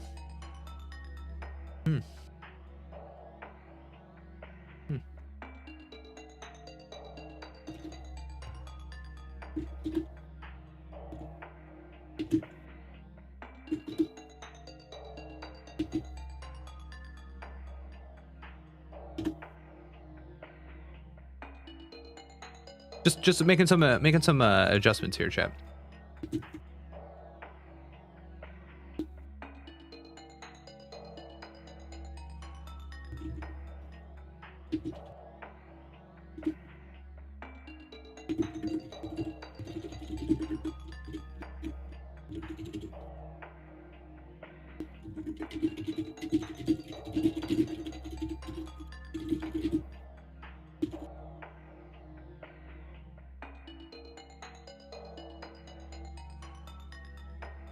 I think I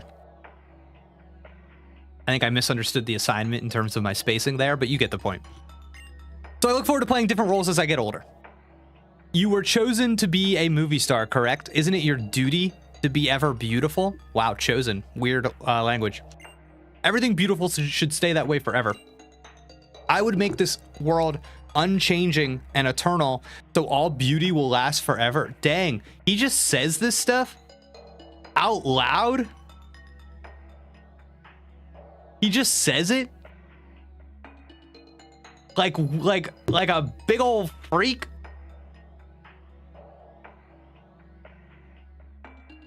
This sucks.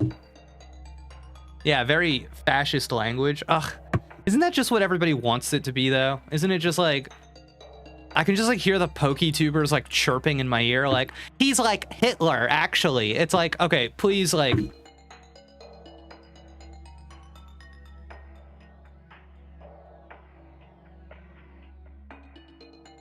All right, chat, I'm gonna be vulnerable for a second. And I hope you will hear me out when I say this and not try to not be reactionary when I say this, okay? I'm gonna have a sincere, vulnerable moment. Okay. As a Jewish person, I have a particular relationship with that event in our history, with the Holocaust, right? If you've ever heard of something called intergenerational trauma, that is something that I feel sincerely. I have experienced in my life. Growing up, there is a degree to which I have felt othered in my immediate social circles and society because I am Jewish. I have felt my lived experience is different. And something I think about a lot, and something that gives me sincere pain in my heart, is that this historical event, the Holocaust, is not just a piece of history. It's not just a story. It affected me directly. Because if all of those people were not killed, there would be more people like me. And maybe I wouldn't be so othered. And the fact that I was robbed of that in my real life causes me immense pain. And I have a real connection to that event and the history of that event. And I have real ancestral pain. And when people take a crude outline of a video game villain who expresses his thoughts in a generic, crude, inspecific way, and when people say that it is like Hitler, or it is reminiscent of Hitler, or it is inspired by Hitler, and then they tell me, and it's all, and then they mean it when they say, and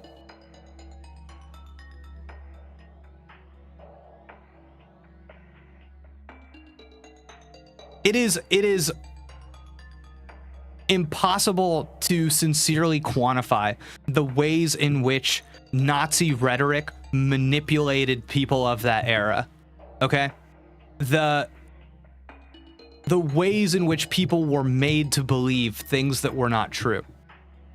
And what Lysander is doing here is talking about beauty.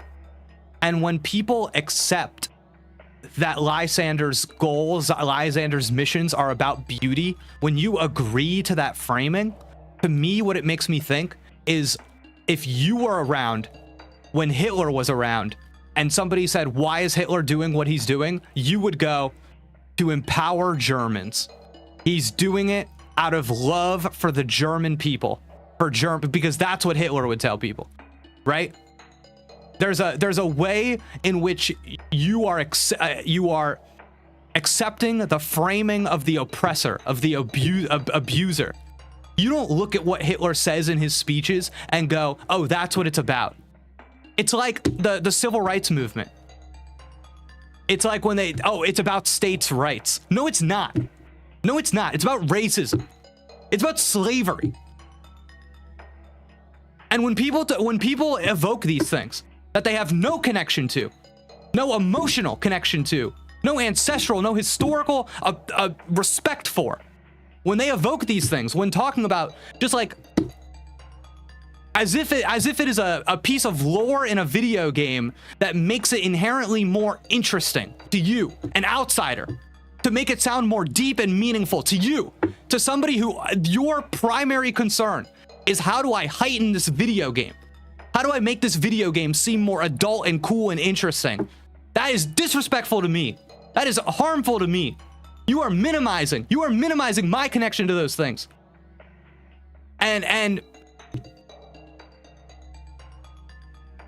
if you are ever going to evoke Hitler, if you are ever going to evoke the Holocaust, if you are ever going to evoke that era of history, it needs to be done with respect and appreciation for people like me, and for the people that elucidate those events with meaning.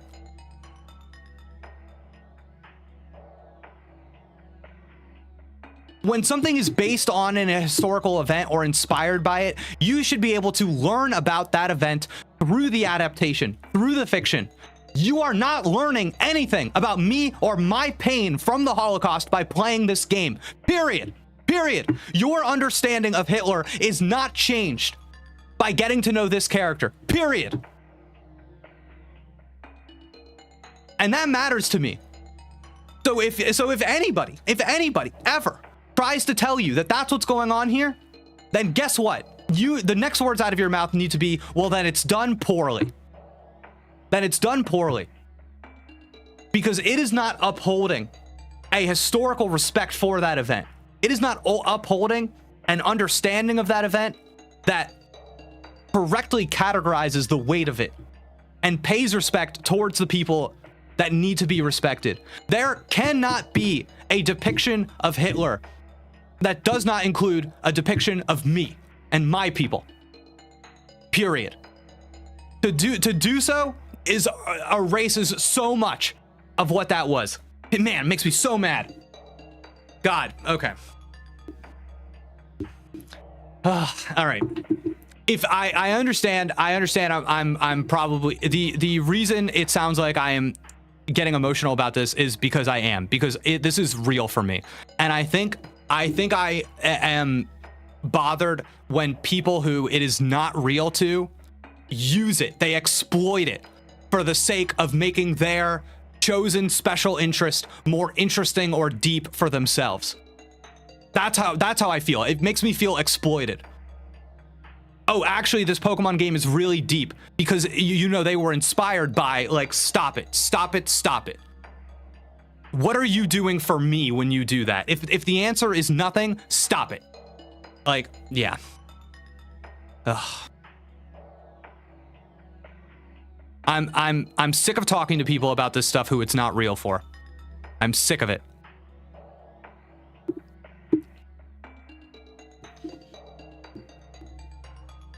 There's a lot of exploitation of Jewish pain happening right now in American culture.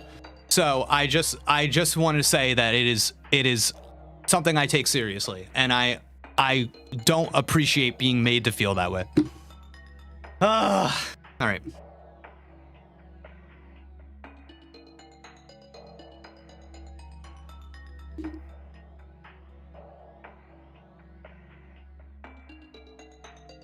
And now I've got to go back to playing this game.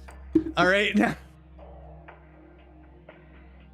Oh my God. I always hear people toss it around, but I've never really heard someone with roots in it speak on it. Thanks for sharing your insight. Yeah, there's not a lot of people like me. And that's like part of what hurts me so bad. You know what I mean?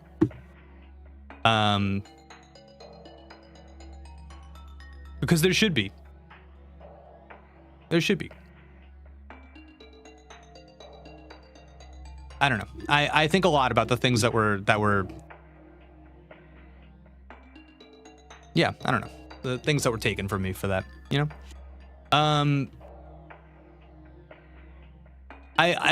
It's hard to exist sometimes as a Jewish person in the world, especially considering, and this is a whole other thing we're not going to get into, considering I'm an anti-Zionist Jewish person as well, and that changes the ways in which I am allowed to exist. If that is something you are interested in understanding more, I'm putting a link in the chat to a piece I published yesterday about what it is like to be a anti-Zionist Jew online. Okay. I can't stand the thought of the world becoming uglier. Oh, hello, Jacques. This is Diantha, one of the most accomplished movie stars in Kalos. She moves the multitudes with her excellent acting, which is to say she dedicates her life to making other people happy. Oh, if only everyone were like her, what a beautiful world this would be. If you'll excuse me.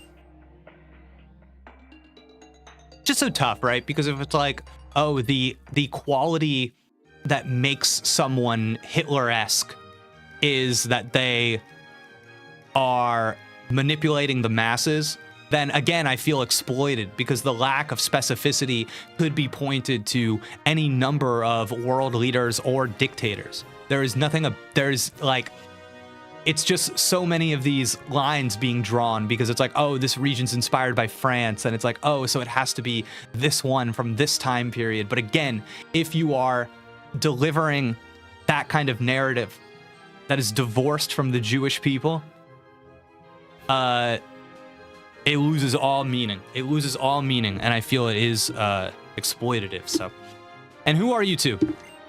My name is Serena, and this is Jacques, right? I heard Lysander call you that. You both have lovely names. I do enjoy people telling me that Jacques is a beautiful name. I'm glad you feel comfortable enough with chat to bring up these concepts. I feel like I'm learning a lot from your perspective. Thank you for saying that. I hope so. I know this is probably tough for a lot of people here, and I don't blame anybody that just like decides to click off and say, oh, this is not what I'm here for. Because the truth is, I understand that like me playing a silly game like this is probably not what most people want. You know, that's not the conversation that they're looking for. So I don't know, but I am not driven by capitalist endeavors. I am not driven by trying to get the biggest audience in the world and get my views up and make content. That is not my goal here. So if I'm not being truthful and honest, then what am I doing, you know? I don't know. Yeah, I don't know. It's I've made my choice. I've made my choice about what's important for me to talk about. So gotta have convictions, baby. Okay. And I'm glad, really quick, and I'm glad that my convictions take material form, and it's not just like an opinion that I have, and because I have the right opinion, I am good. There's got to be material. You know, if there's no material conditions behind your opinions, then it might as well, you know, how real is the opinion? All right, I'm a trainer myself in my off time. I look forward to us battling someday. Wow. I think that's the coolest character design we've seen so far. I like how she has a little bag. I think that's neat. I guess if you're a Pokemon trainer, you battle everyone no matter who they are. Though I watched the Pokemon anime. Oh, I can't remember what it was called. Master Journeys, maybe? I don't know. I watched the Masters 8 tournament and she was in it. And I thought she kind of... she didn't really deliver for me in the anime. I was a little let down. I was like, all right, you're not that cool. But, you know, I had not seen any of the anime prior, so. Oh, that's right. I have something to ask you, neighbor. Whoever said she neighbor zoned us earlier, 100% correct. I find it interesting to watch you play and analyze this from a more mature and grounded point of view. Thank you for saying that. Is Diantha supposed to be X painted the way Lysander is Y painted? Because it doesn't feel nearly as direct. You know what's funny? I actually made that point in my video about the beauty theme. And Dusty, I think, told me that like people just don't acknowledge that. And I thought that was there. I agree, Karen. I think there is an X in the Diantha design, but I don't see that. Minor inconvenience. Is it weird that I feel disgusted by Lysander's choice of words to Diantha? Thefio, thanks for the super chat. I appreciate you supporting the stream. No, the words were extremely weird and like objectifying, I think is the word. The silhouette? Yeah, no. It's I think you're supposed to feel like he's a strange weirdo from that. Let me pull it up, chat. Let me pull it up. What's her name? Diantha? I think it's very clear when you look at her that she has like this outfit and it's supposed to be an X. Okay? Okay. I think I got it, chat. Image. Oh god. Okay. Here we go. Okay. Chat, you see what I'm saying? You see what I'm saying with the X? Shoulders plus jacket going out like that. That's an X, baby. That's an X.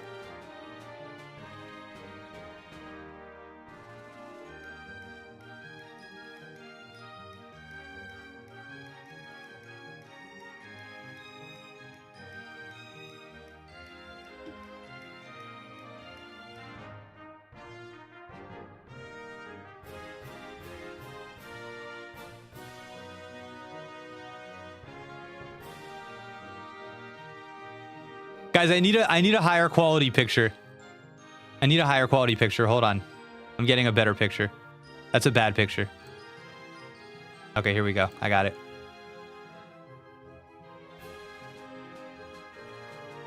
Oh god. Oh geez. Okay. What have I done?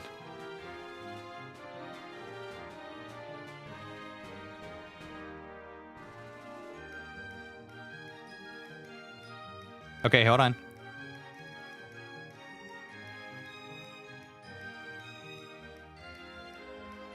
Here we go. Bada boom. She's kind of serving there, if I'm being honest. She's kind of serving in this. The anime one? All right. Would you be willing to compete with me to see which of us will be stronger? Have we battled this one yet? We are neighbors, and I think it would be fun to have a competition with you. All right. I think she's underrated. Oh, okay. Just so you know, I won't lose though. Oh, okay. Are we gonna battle right here in the cafe? Oh. Oh, I guess I misread that situation. NVM. Can I talk to you? The only thing important about espresso is whether. Oh god, because these people are being weird. All right. I guess I really thought she was gonna. Oh my god, there is a map. Did you notice that? When you come onto the scene, it shows in the top left, like kind of where you're at.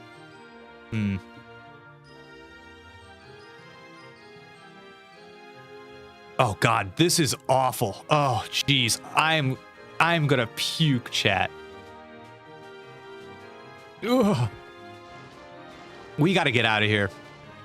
Where do I go? How do I leave this world? Oh no. Talk to her again? Okay. Oh god. Ugh. Okay. Oh no, dude. Call me Spupa. I do wonder if the camera in PLZA will be like this. No, because you'll be able to control it with the right analog stick, so it won't whip you with that motion blur, which I think is the thing that's driving me crazy. Yeah, nothing, dude. Oh my god. All right, we got to get out of here. Maybe it's this gate. Hollow clip received. Oh god, I'm like actually feeling it. Oh my god.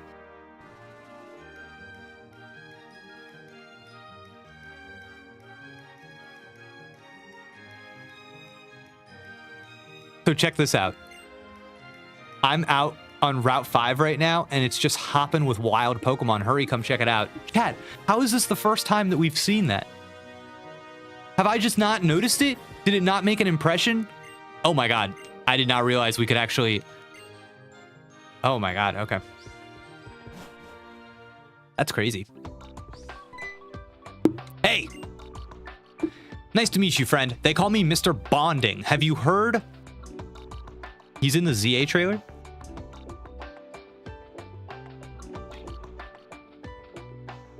Dierna? Oh, O-Power? Have you heard about O-Powers? Chad, is this inappropriate? O-Power? Isn't that a little... All right, you know what? I'm not gonna... let's just... That expression of yours, tell me you haven't. Don't worry, I'll tell you all about it. Oh, okay, chat gets it. Chat knows where my head went.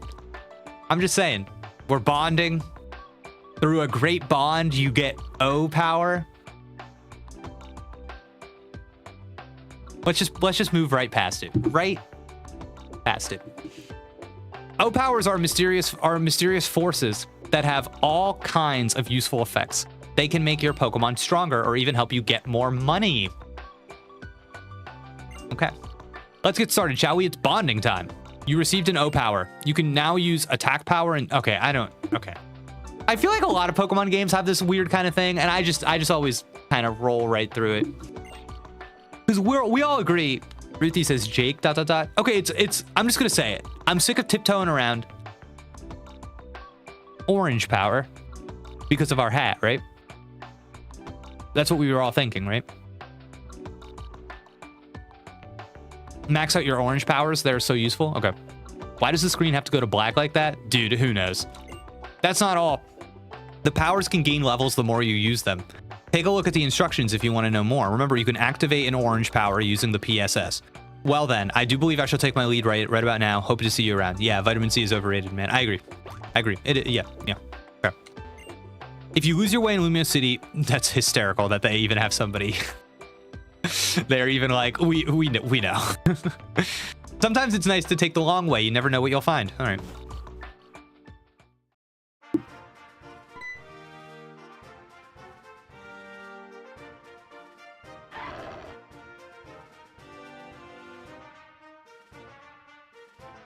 Whoa.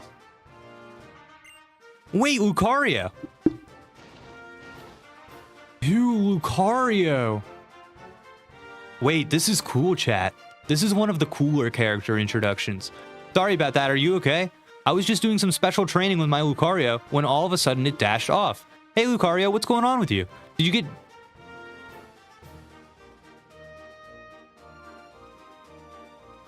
you get drawn in by this boy's aura or something? Arr. Huh, well it seems Lucario likes you. See, Lucario can read people's auras. I guess something in your aura has made this one take a liking to a stranger. This Lucario is always getting worked up in battle with my other one. Maybe it's just been waiting for a trainer to appear who's strong enough to challenge it. Oops, sorry, I was on such a roll I forgot to even introduce myself. I'm Corinna, the Lumiose City gym leader. If you're collecting gym badges, I'm sure we'll be back. That's cool. Cool introduction for a gym leader. Cool. Very, very memorable, very specific. Yeah, no issues with this. I'll be looking forward to it. I hope you know how to roll with the punches. Very, very like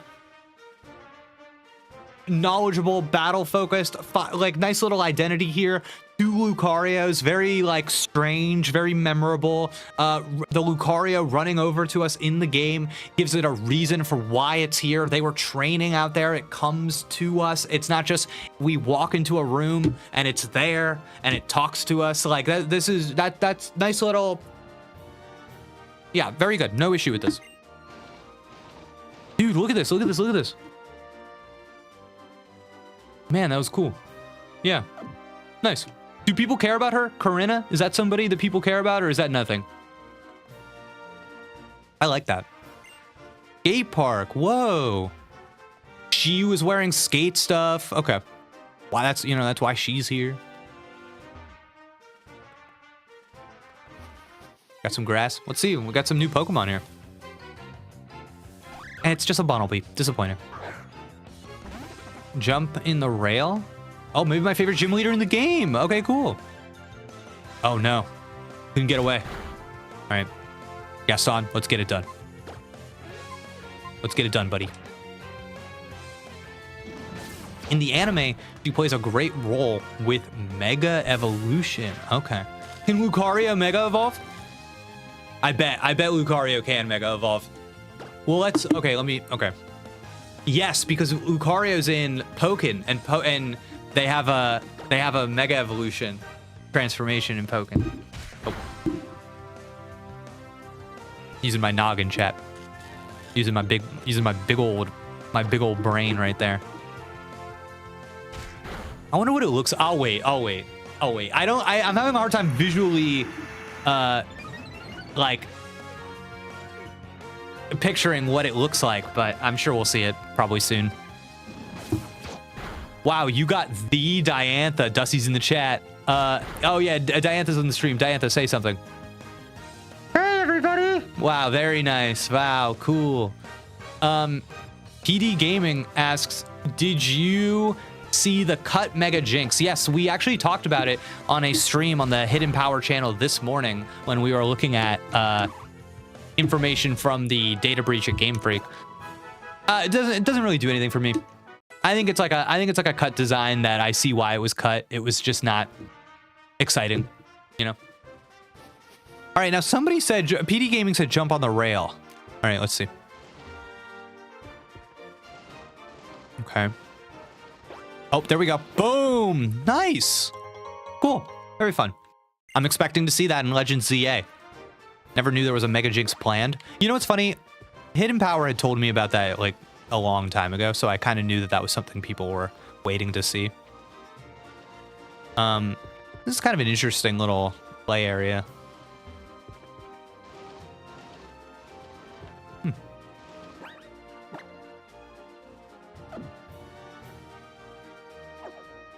Double battle? Chat, we haven't done a double battle yet.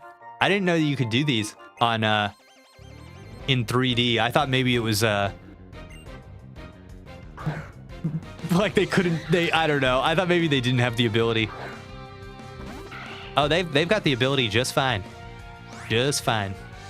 I think I remember playing this on my not new 3DS, my like original 3DS, this game, and these double battles being like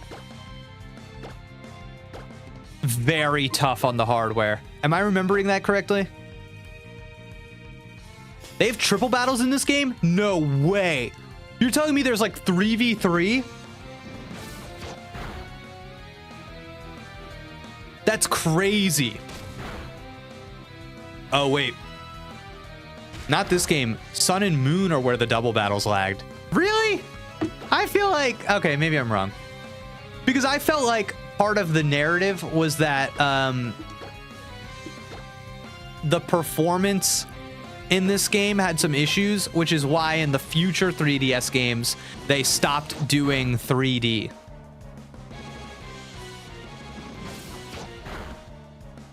You know, because in X and Y, you could turn the 3D slider on in battle, but in Sun and Moon, it wouldn't do anything. This game has horde battles, 5v1. Whoa! I want to see that.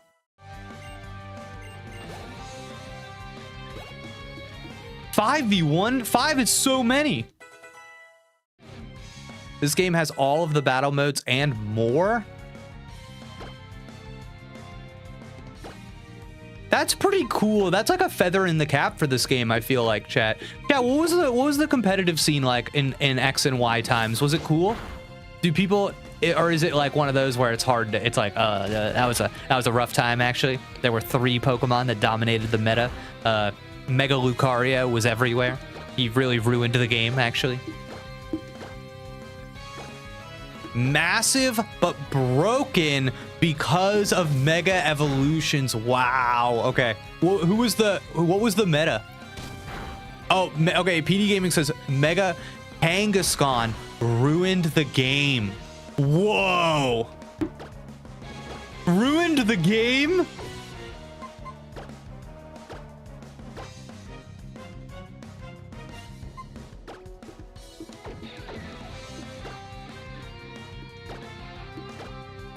Yeah, I never want to see Mega Kangaskhan again. She can attack twice. Oh, and that's like a big enough advantage. She can attack twice. Okay, here's my question for the people that would know. I would not know the answer to this. If you introduced Mega Kangaskhan into like the current competitive meta, is that ability to attack twice still so overpowered that it would still like be an obvious competitive threat? Or is there other stuff in the game now where you think it wouldn't be as obvious or as big of a threat? They nerfed it already. Got it. Okay. It got nerfed, but it's still busted. They already nerfed it. Got it. Got it. Do you think okay, people in the know, let's say Mega Evolution comes back. Do you think they dismantle that ability? Do you think they just, it completely changes? They nerfed it in Gen 7 to be 25% for the second attack instead of 50. Wow, that's a pretty significant nerf. That's pretty significant. It's funny though, I feel like I actually see what they were thinking. I felt like that, nah, 50% is too big. That's stupid. They were being silly. It's not the Mega Evolutions that ruined it, it's the whiny community banning anything because they hate fun. Whoa! It would be, I hope how Mega Evolution works gets changed altogether in a significant way before it ever returns in a VGC relevant game. Yeah, so I actually think that's something that's going to happen in Legends ZA, is that they're going to redefine Mega Evolution. Whoa, already Gaston? All right, let's go.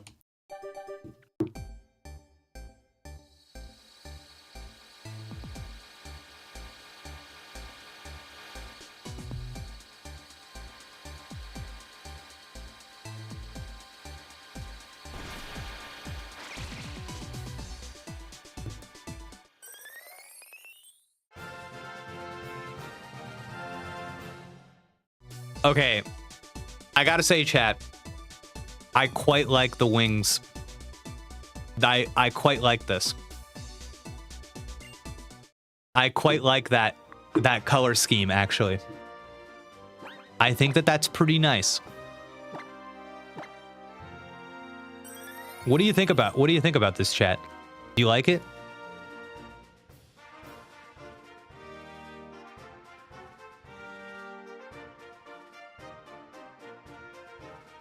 The wings are nice. It gives swamp. Yeah, I like that.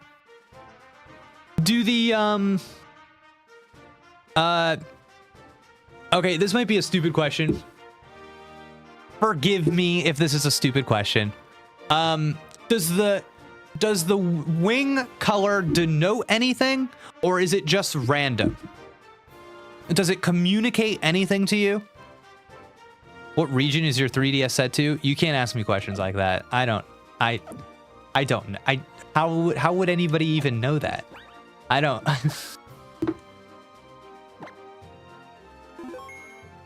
In Generation 6 and 7, okay. Wing pattern depends on the real world geographic. Oh, wow. Okay, hold on. Let me check.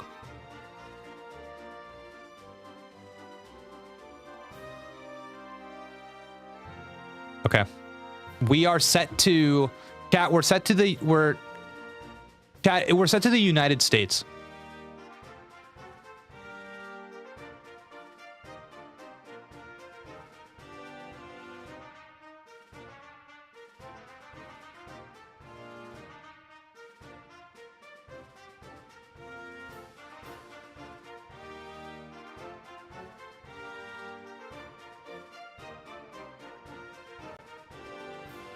All right.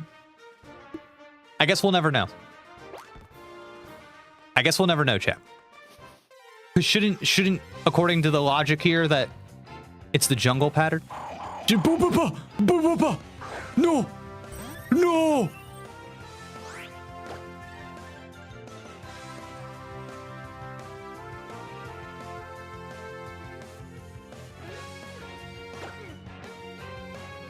We're surrounded, chat.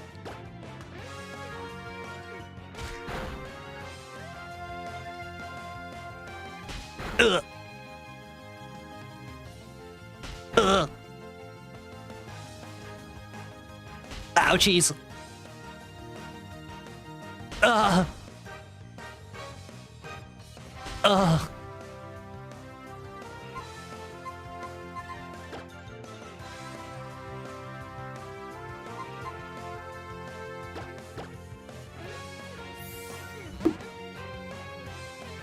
This is intense, chat.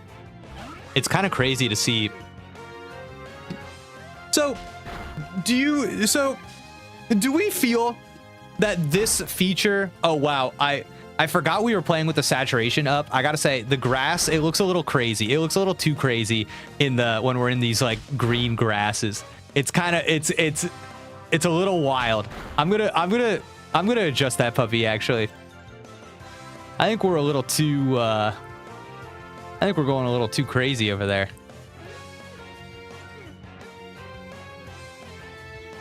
All right, hold on.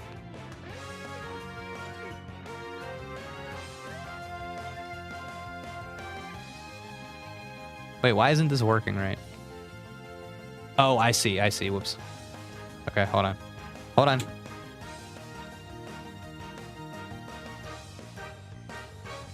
There we go. Now it's a very slight change. It's a very slight change now.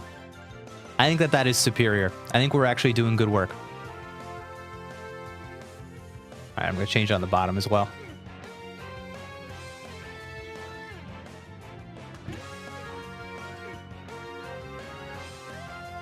There we go. That's nice, chat. That's nice. Didn't know Jake was Singaporean. Guys, I looked it up. It's set to US.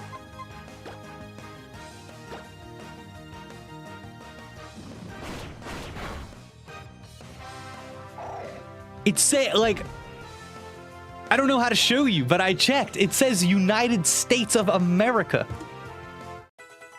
What do I take from this? I mean, we got to give Wilshire Thunderwave.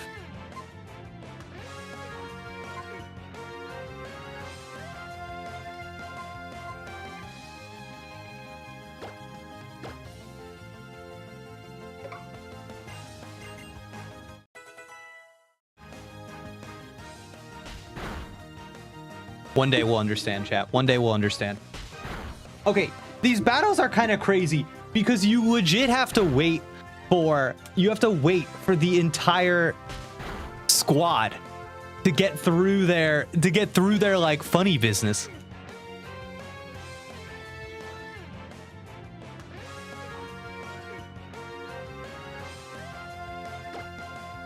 Squirtle can hit all of them at the same time with Bubble. Wow, I didn't realize Bubble was one of those kinds of moves. That's good to know. I legit did not know that.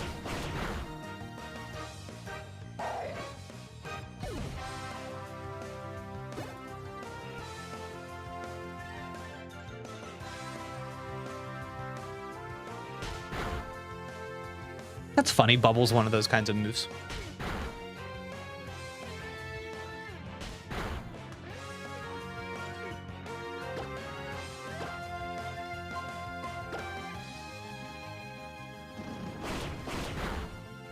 So, do we... Anyway, I was about to say this and then I forgot. Do we feel that this is a feature born of the ability to, like, have a wider view in 3D?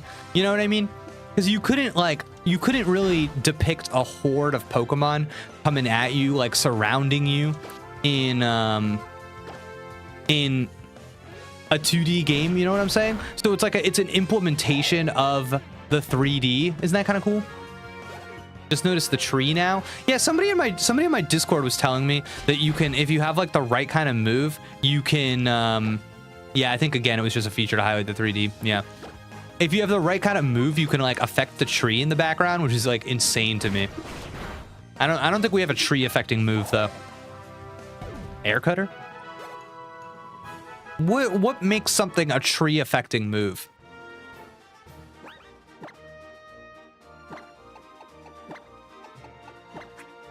Yeah, battle background objects show up randomly. Cool. Oh. My goodness. Pokemon hordes are certainly intense. Yeah, they're just like a dance team made up of Pokemon, aren't they? Oh, that was a pre-baked encounter? I didn't even realize. Oh, Tierno, do you ever think about anything besides dancing? Nope, even during Pokemon battles, I'm always checking out their moves. And then my feet just start moving too. I can't even help it, you know? Like with Swords Dance, love it. I guess that's why I can never win. Do you think we'll ever see Tierno with a Quaxley? Figure that one out on your own, chat. That's a little Pokemon expert kind of reference. You know what I'm saying? That's a little, if you're a Pokemon expert, you get that one. Maybe do some Googling, okay? I guess that's why I can never win. Oh, hey, it's Jockster. Do your Pokemon know any sweet moves? Show me in a battle. Wow, we're battling Tierno? Cool. You were challenged by Pokemon trainer Tierno. There he is, dude. Wow, he looks powerful. He could, dude, if Tierno was a fighter and not a lover, he could. Oh, man, dude. Corphish is his, why? Why is his Pokemon Corphish?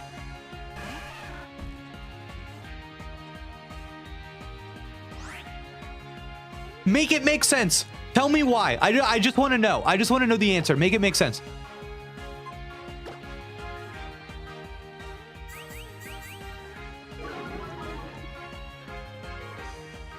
Wow. It's like not even a new Pokemon. It's Corphish. I am floored right now, chat.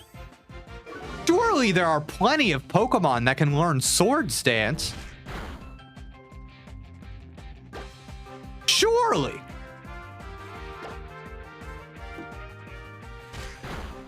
Oh no. Oh no. Blue, you're in trouble. Oh, Blue. Oh, Blue.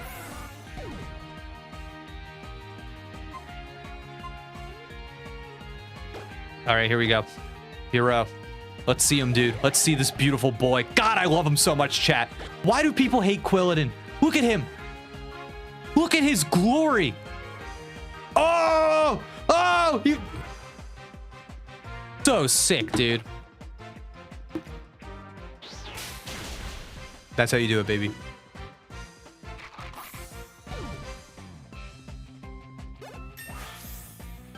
It has Swords Dance.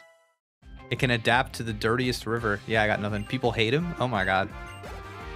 People hate Quilladin. To this day, people hate Quilladin. I would say Quilladin is like bottom 3 in terms of starters that get love. That was some nice footwork. It's the, don't say that. Don't say, you are flirting with a ban.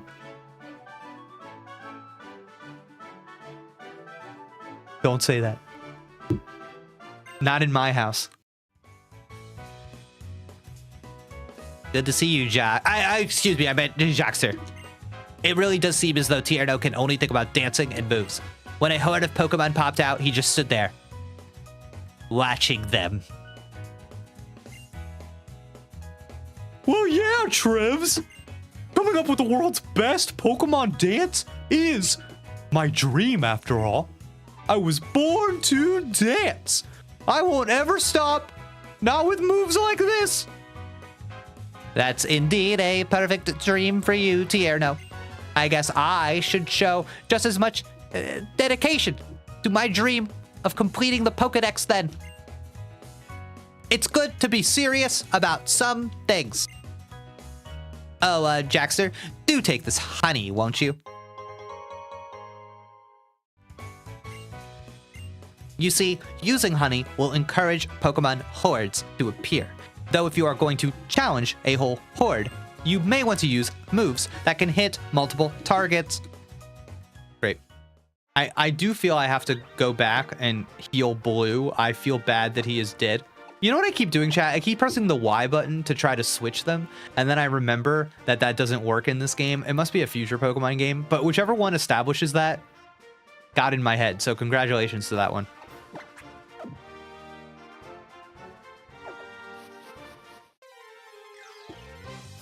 Scarlet and Violet established that. Wow. Congrats to Scarlet and Violet. Wow, a puzzle. Cool. LO, I hate the Y to swap thing. Oh, no, it's so... man, pressing the menu and then hitting the switch.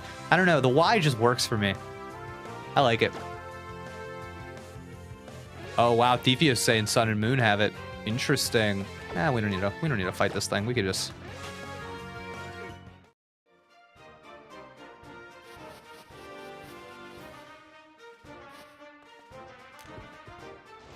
Vroom. Oh, God.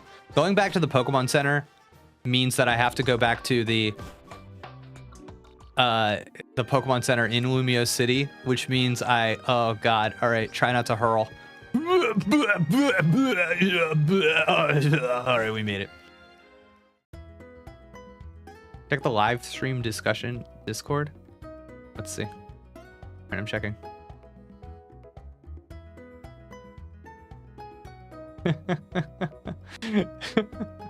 Oh no! The green screen pictures. Oh my God, the map? What is this? Oh wow, okay. The most hated starter ever is Quilladin. Like by far. Oh my God, there's data about this. Like it's specifically Quilladin.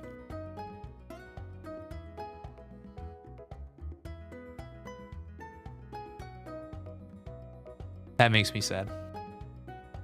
That makes me sad. Ugh. You can move them with the touchscreen? Let me give it a shot. Let me give it a shot, chat. Ooh. Yo, look at this.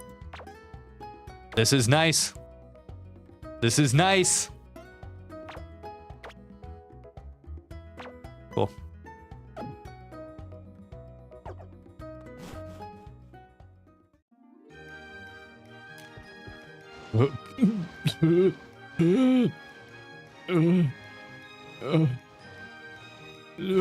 Okay.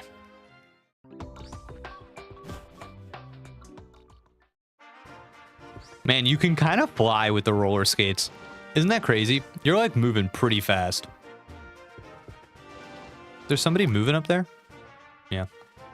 Anything down here? Oh, okay.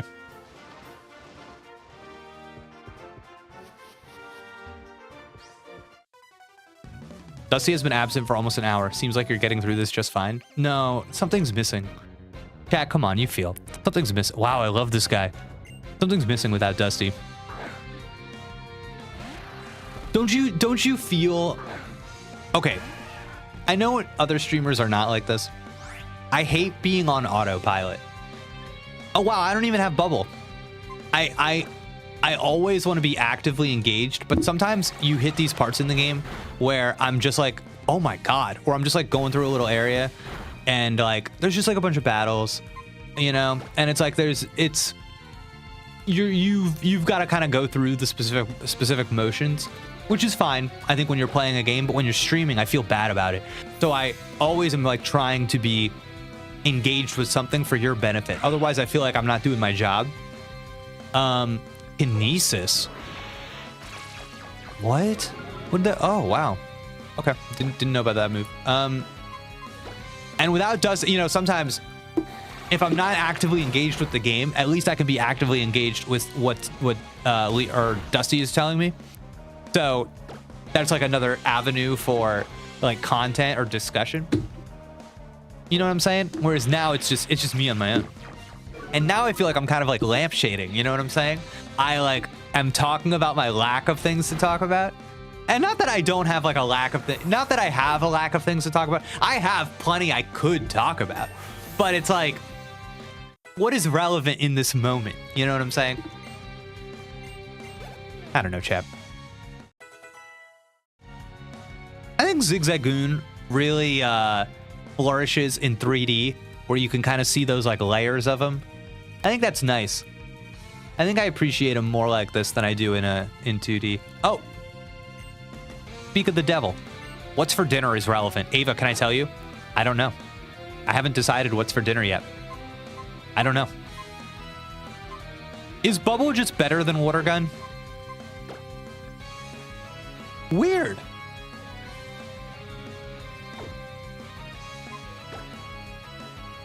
Huh. Same power.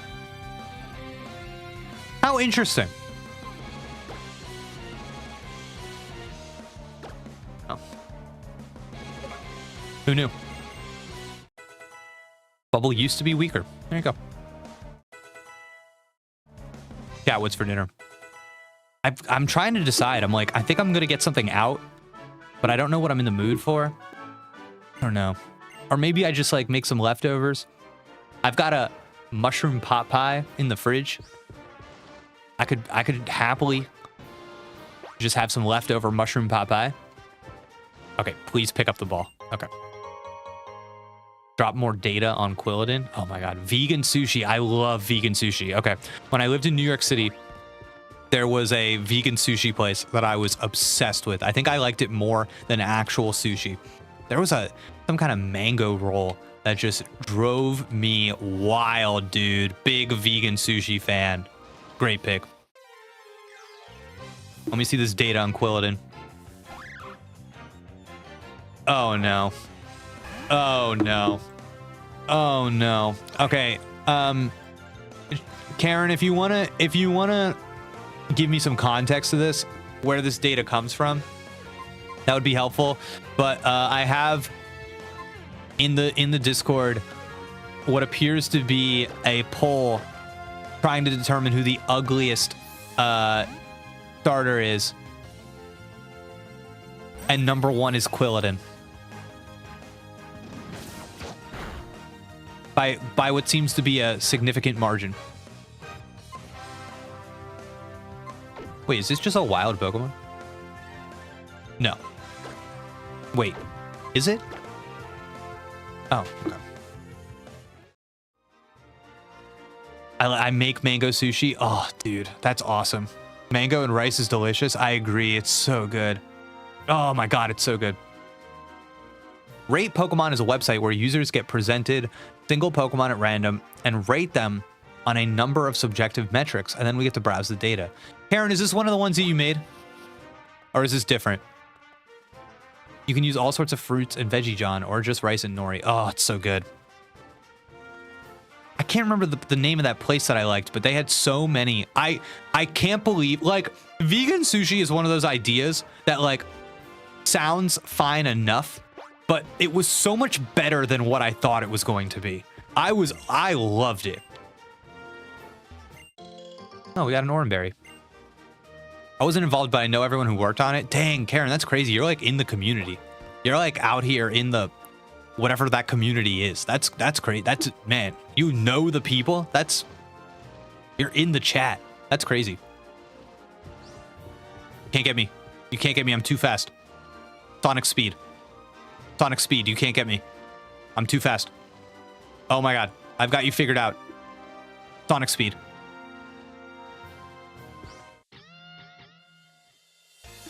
I worked on some synchronized tricks with my Pokemon, but we can't get our timing right. Let me practice against you. Chad, do you feel that this game has an incredibly high concentration of trainer battles?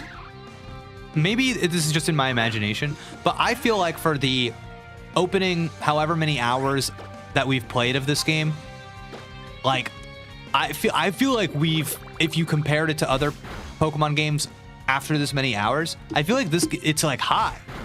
Has anyone here ever had nutritional yeast? Oh, don't even get me started. Okay, Sarah, my wife, is a big gluten-free person, and nutritional yeast is everywhere, dude. You have no idea how many times I've bought nutritional yeast from Whole Foods. Don't even get me started on nutritional yeast. All right. Then we can talk about coconut aminos next. Okay. Oh, Skidoo's coming in.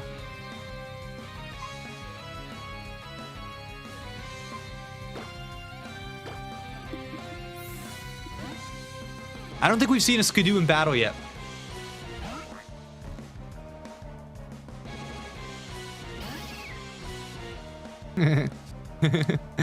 Kind of good. It's kind of good, right? Yes, liquid aminos. Yep. Oh yeah, buddy. You're done, Skidoo. 1, 2, skapoo. Well, Quacklin's got to go at some point. I feel like we're lightly cheating with Quacklin since he was traded to us. He feels a little too nasty. At some point, we're gonna have to replace Quacklin, I think. As much as I love Farfetch'd, and as much as I love, oh wow, that was enough to get us a wild encounter.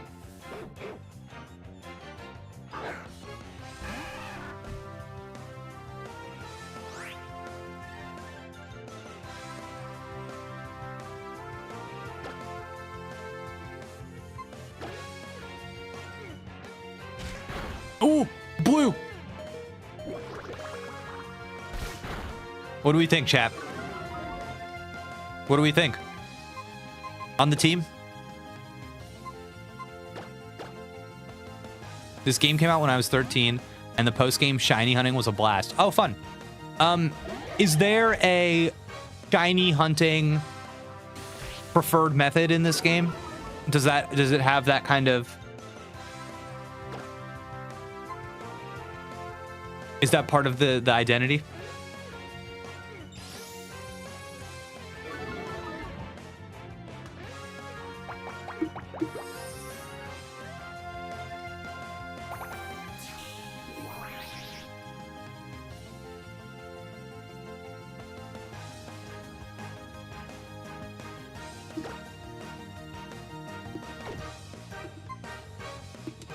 Yes, this brought back Pokey Radar. Nah, we'll give it one. We'll give it a Pokeball. It's slightly worse, and the grass patches are less optimized for it. Interesting. I don't even know what that is, chap. Pokey Radar. Hey, get that sand out of my eyes. Grass in back? Oh, yeah, instead of a tree. Interesting. Okay. All right, here we go. The lap of luxury.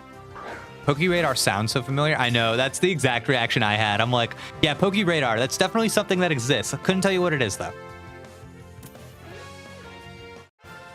Love to see it.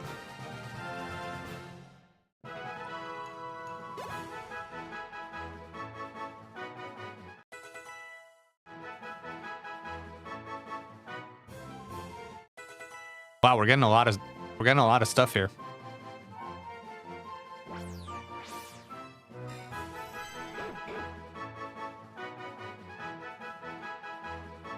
Trimming its fluffy fur not only makes it more elegant, but also increases the swiftness of its movements. Wow. Cool. All right.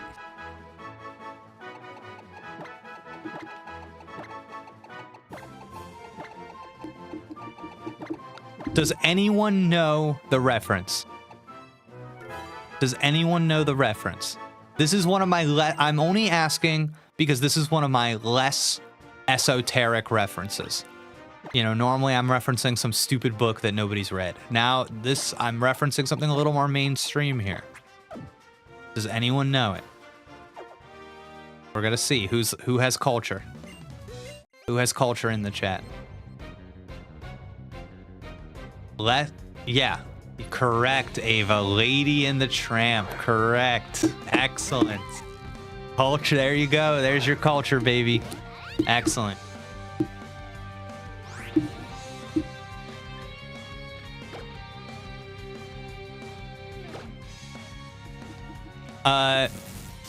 Lady and the Tramp. That is a, there's the...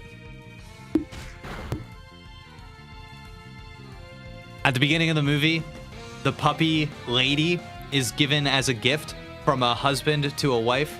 The husband's name is like John or something, but I remember the wife's name is the wife's like name is Darling. And I always thought that was interesting. I think it's like a creative choice that they just like call her Darling. I don't think that's actually her name, but that always like stuck with me. I think that's cool. Like I think that's how you refer to that character. So I don't know.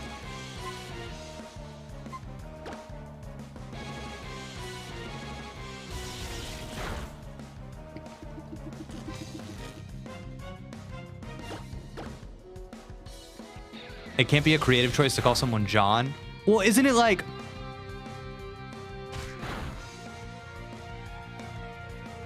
His name was Jim Deere. Oh, yeah, Jim Deere, Jim Deere. Her name is not Darling, but he only ever refers to her as such. But is it like...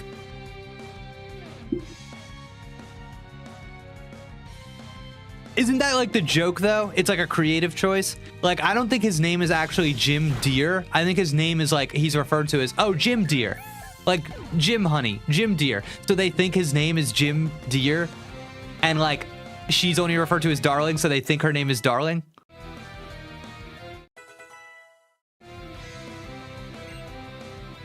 Am I being stupid right now? Or is that like, I don't know. Maybe I'm just making stuff up now. I like. Oh man.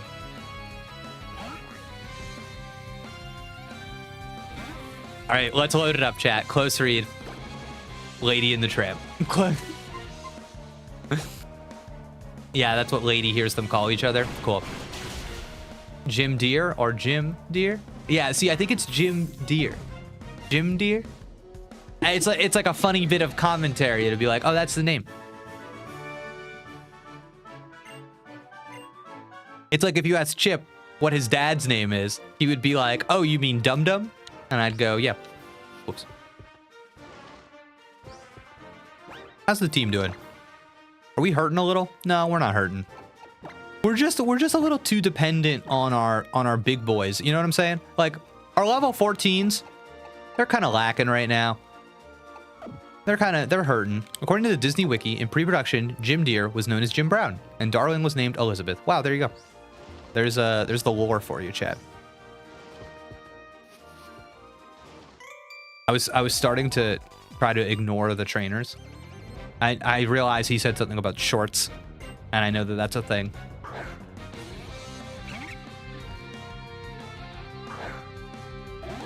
Wow, grass v grass battle. Let's go, baby.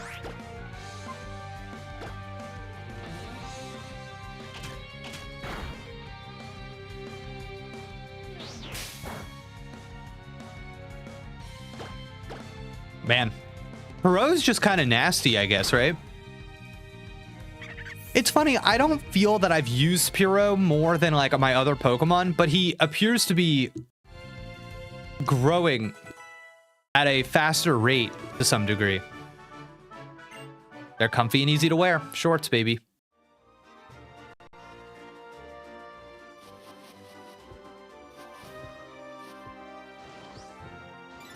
Nice, we're back. We're in town, baby. Nice, nice. Thank you for using the Holocaster. Lysander Labs developed the Holocaster to make the lives of Pokemon trainers richer, cooler, and more convenient. Okay. We hope you'll continue to enjoy the fine services this device provides. What a weird thing to get right now.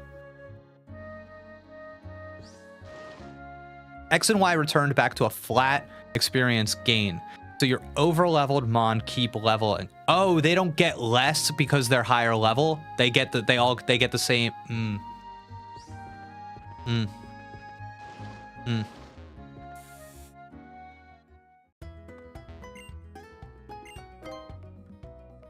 That kind of seems like a mistake. It feels like they shouldn't do that. The flat experience. It feels like it should be adjusted based on the level. Is that a bad take? Wow, we still don't know whose box this is. Hasty nature, chat.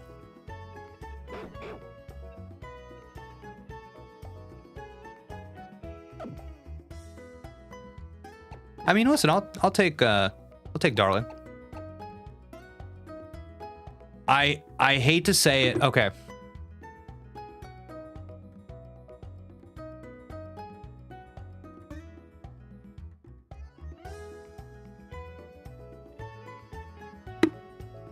I'm having a crisis of conscience right now, chat. Okay, here's where my mind is at.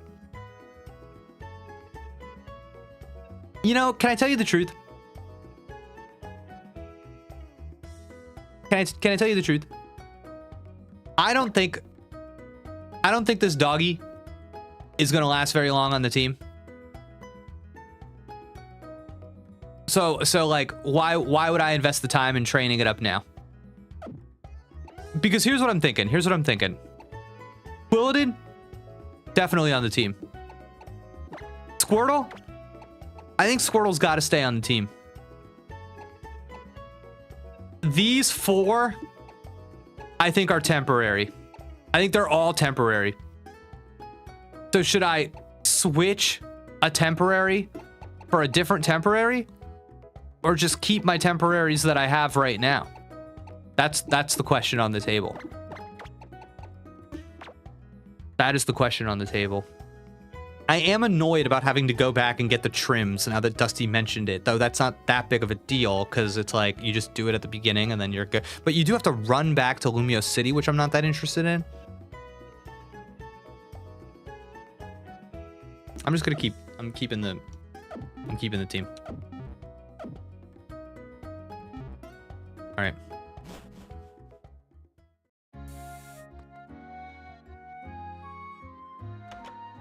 What would Diantha do? Diantha?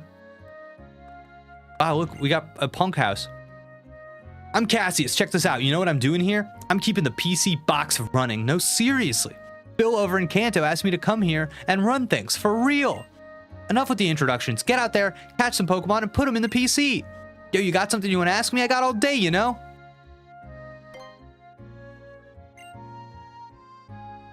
This is it?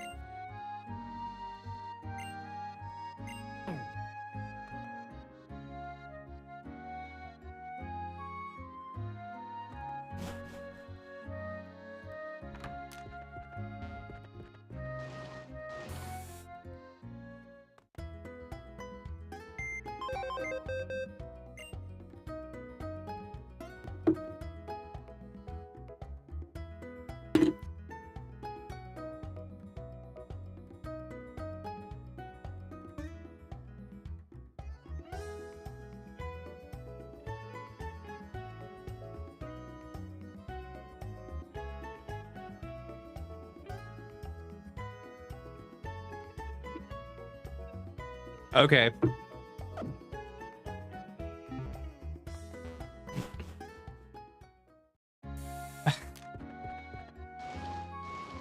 Oh, okay.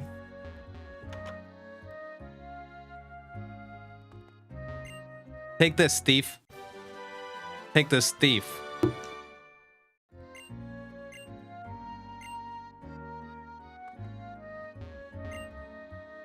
They got PCs in every Pokemon Center, right? Boot one up and you can edit your trainer PR videos. Seriously. So, like...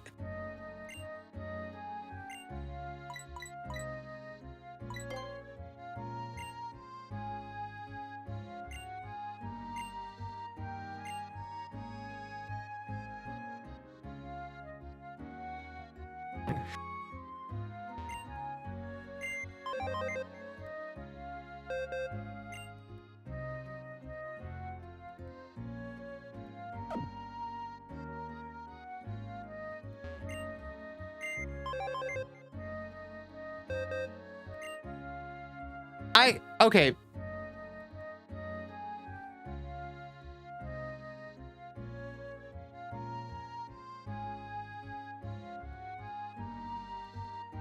So I actually don't have that big of a problem with this because I don't think that the game is like, I don't think that the game is trying to make whose PC it is like a big deal.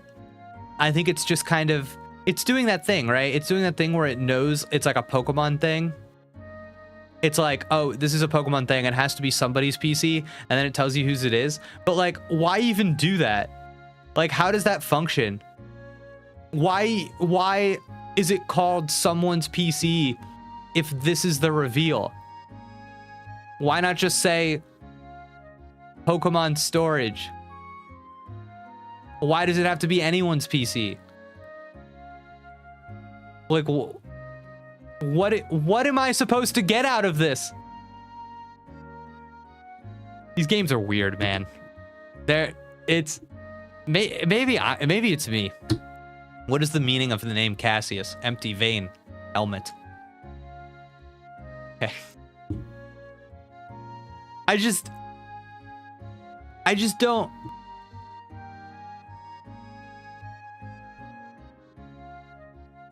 I because it was Bill's PC in Gen 1. Yeah, but why not just keep it as Bill's PC and say, "Hey, I'm running Bill's PC from in the Kalos region." He even said, he was like, "Bill asked me to set this up over here." It's not Cassius's PC. It's part of the Bill network. You see what I'm saying? Like what? Like the choice is like such a non-choice that I'm like, the choice is such a non-choice that it makes me ask why they even asked the question just to make a choice that was barely a choice. You see what I'm saying? It's Bill's software, but Cassius is running the PC system in this house with. But why is like Cassius like a punk? Like, what is this? Like, all right, okay, I gotta move on. No one cares. Everyone plays these games, and no one has ever complained about this but me. So I am obviously the problem, because if every single person in the world doesn't care, it's me. I'm the problem.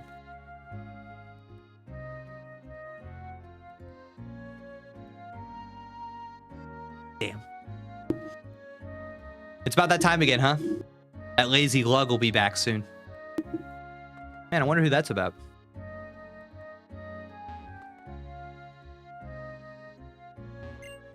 Hey there, I'll give you this. So tell all your friends to come to Camp Freertown, okay? Okay. At least you can get inside that house. Okay. A town... Well, I'm so sorry. A town where you can taste the ages.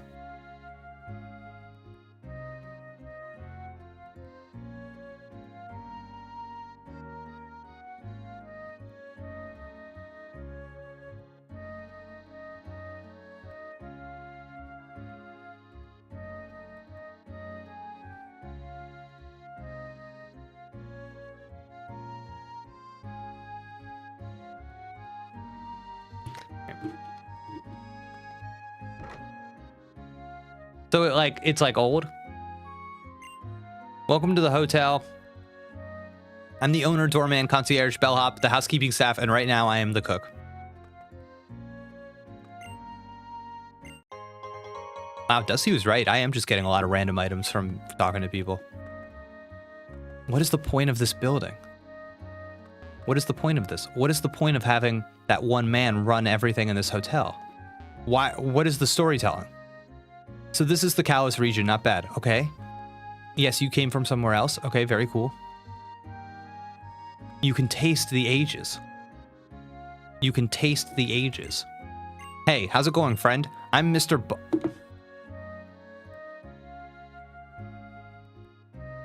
Just gonna swing right past it, chap. Let me ask you just in case. Do you need to hear an explanation? No, please. Please, no. Please. It's bonding time.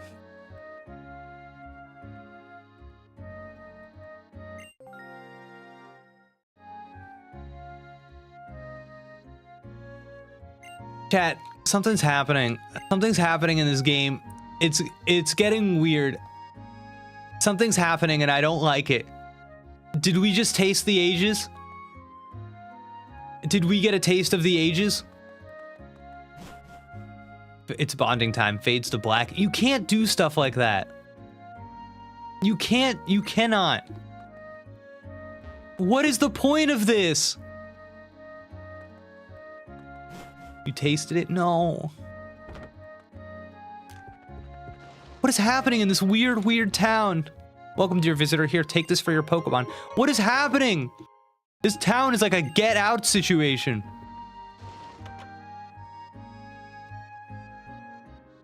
Oh, look at that little freak running around. Today, dark type Pokemon are giving off good vibes. Please show me a dark type. I don't have one. I don't have one, buddy. Got no dark types. Yeah.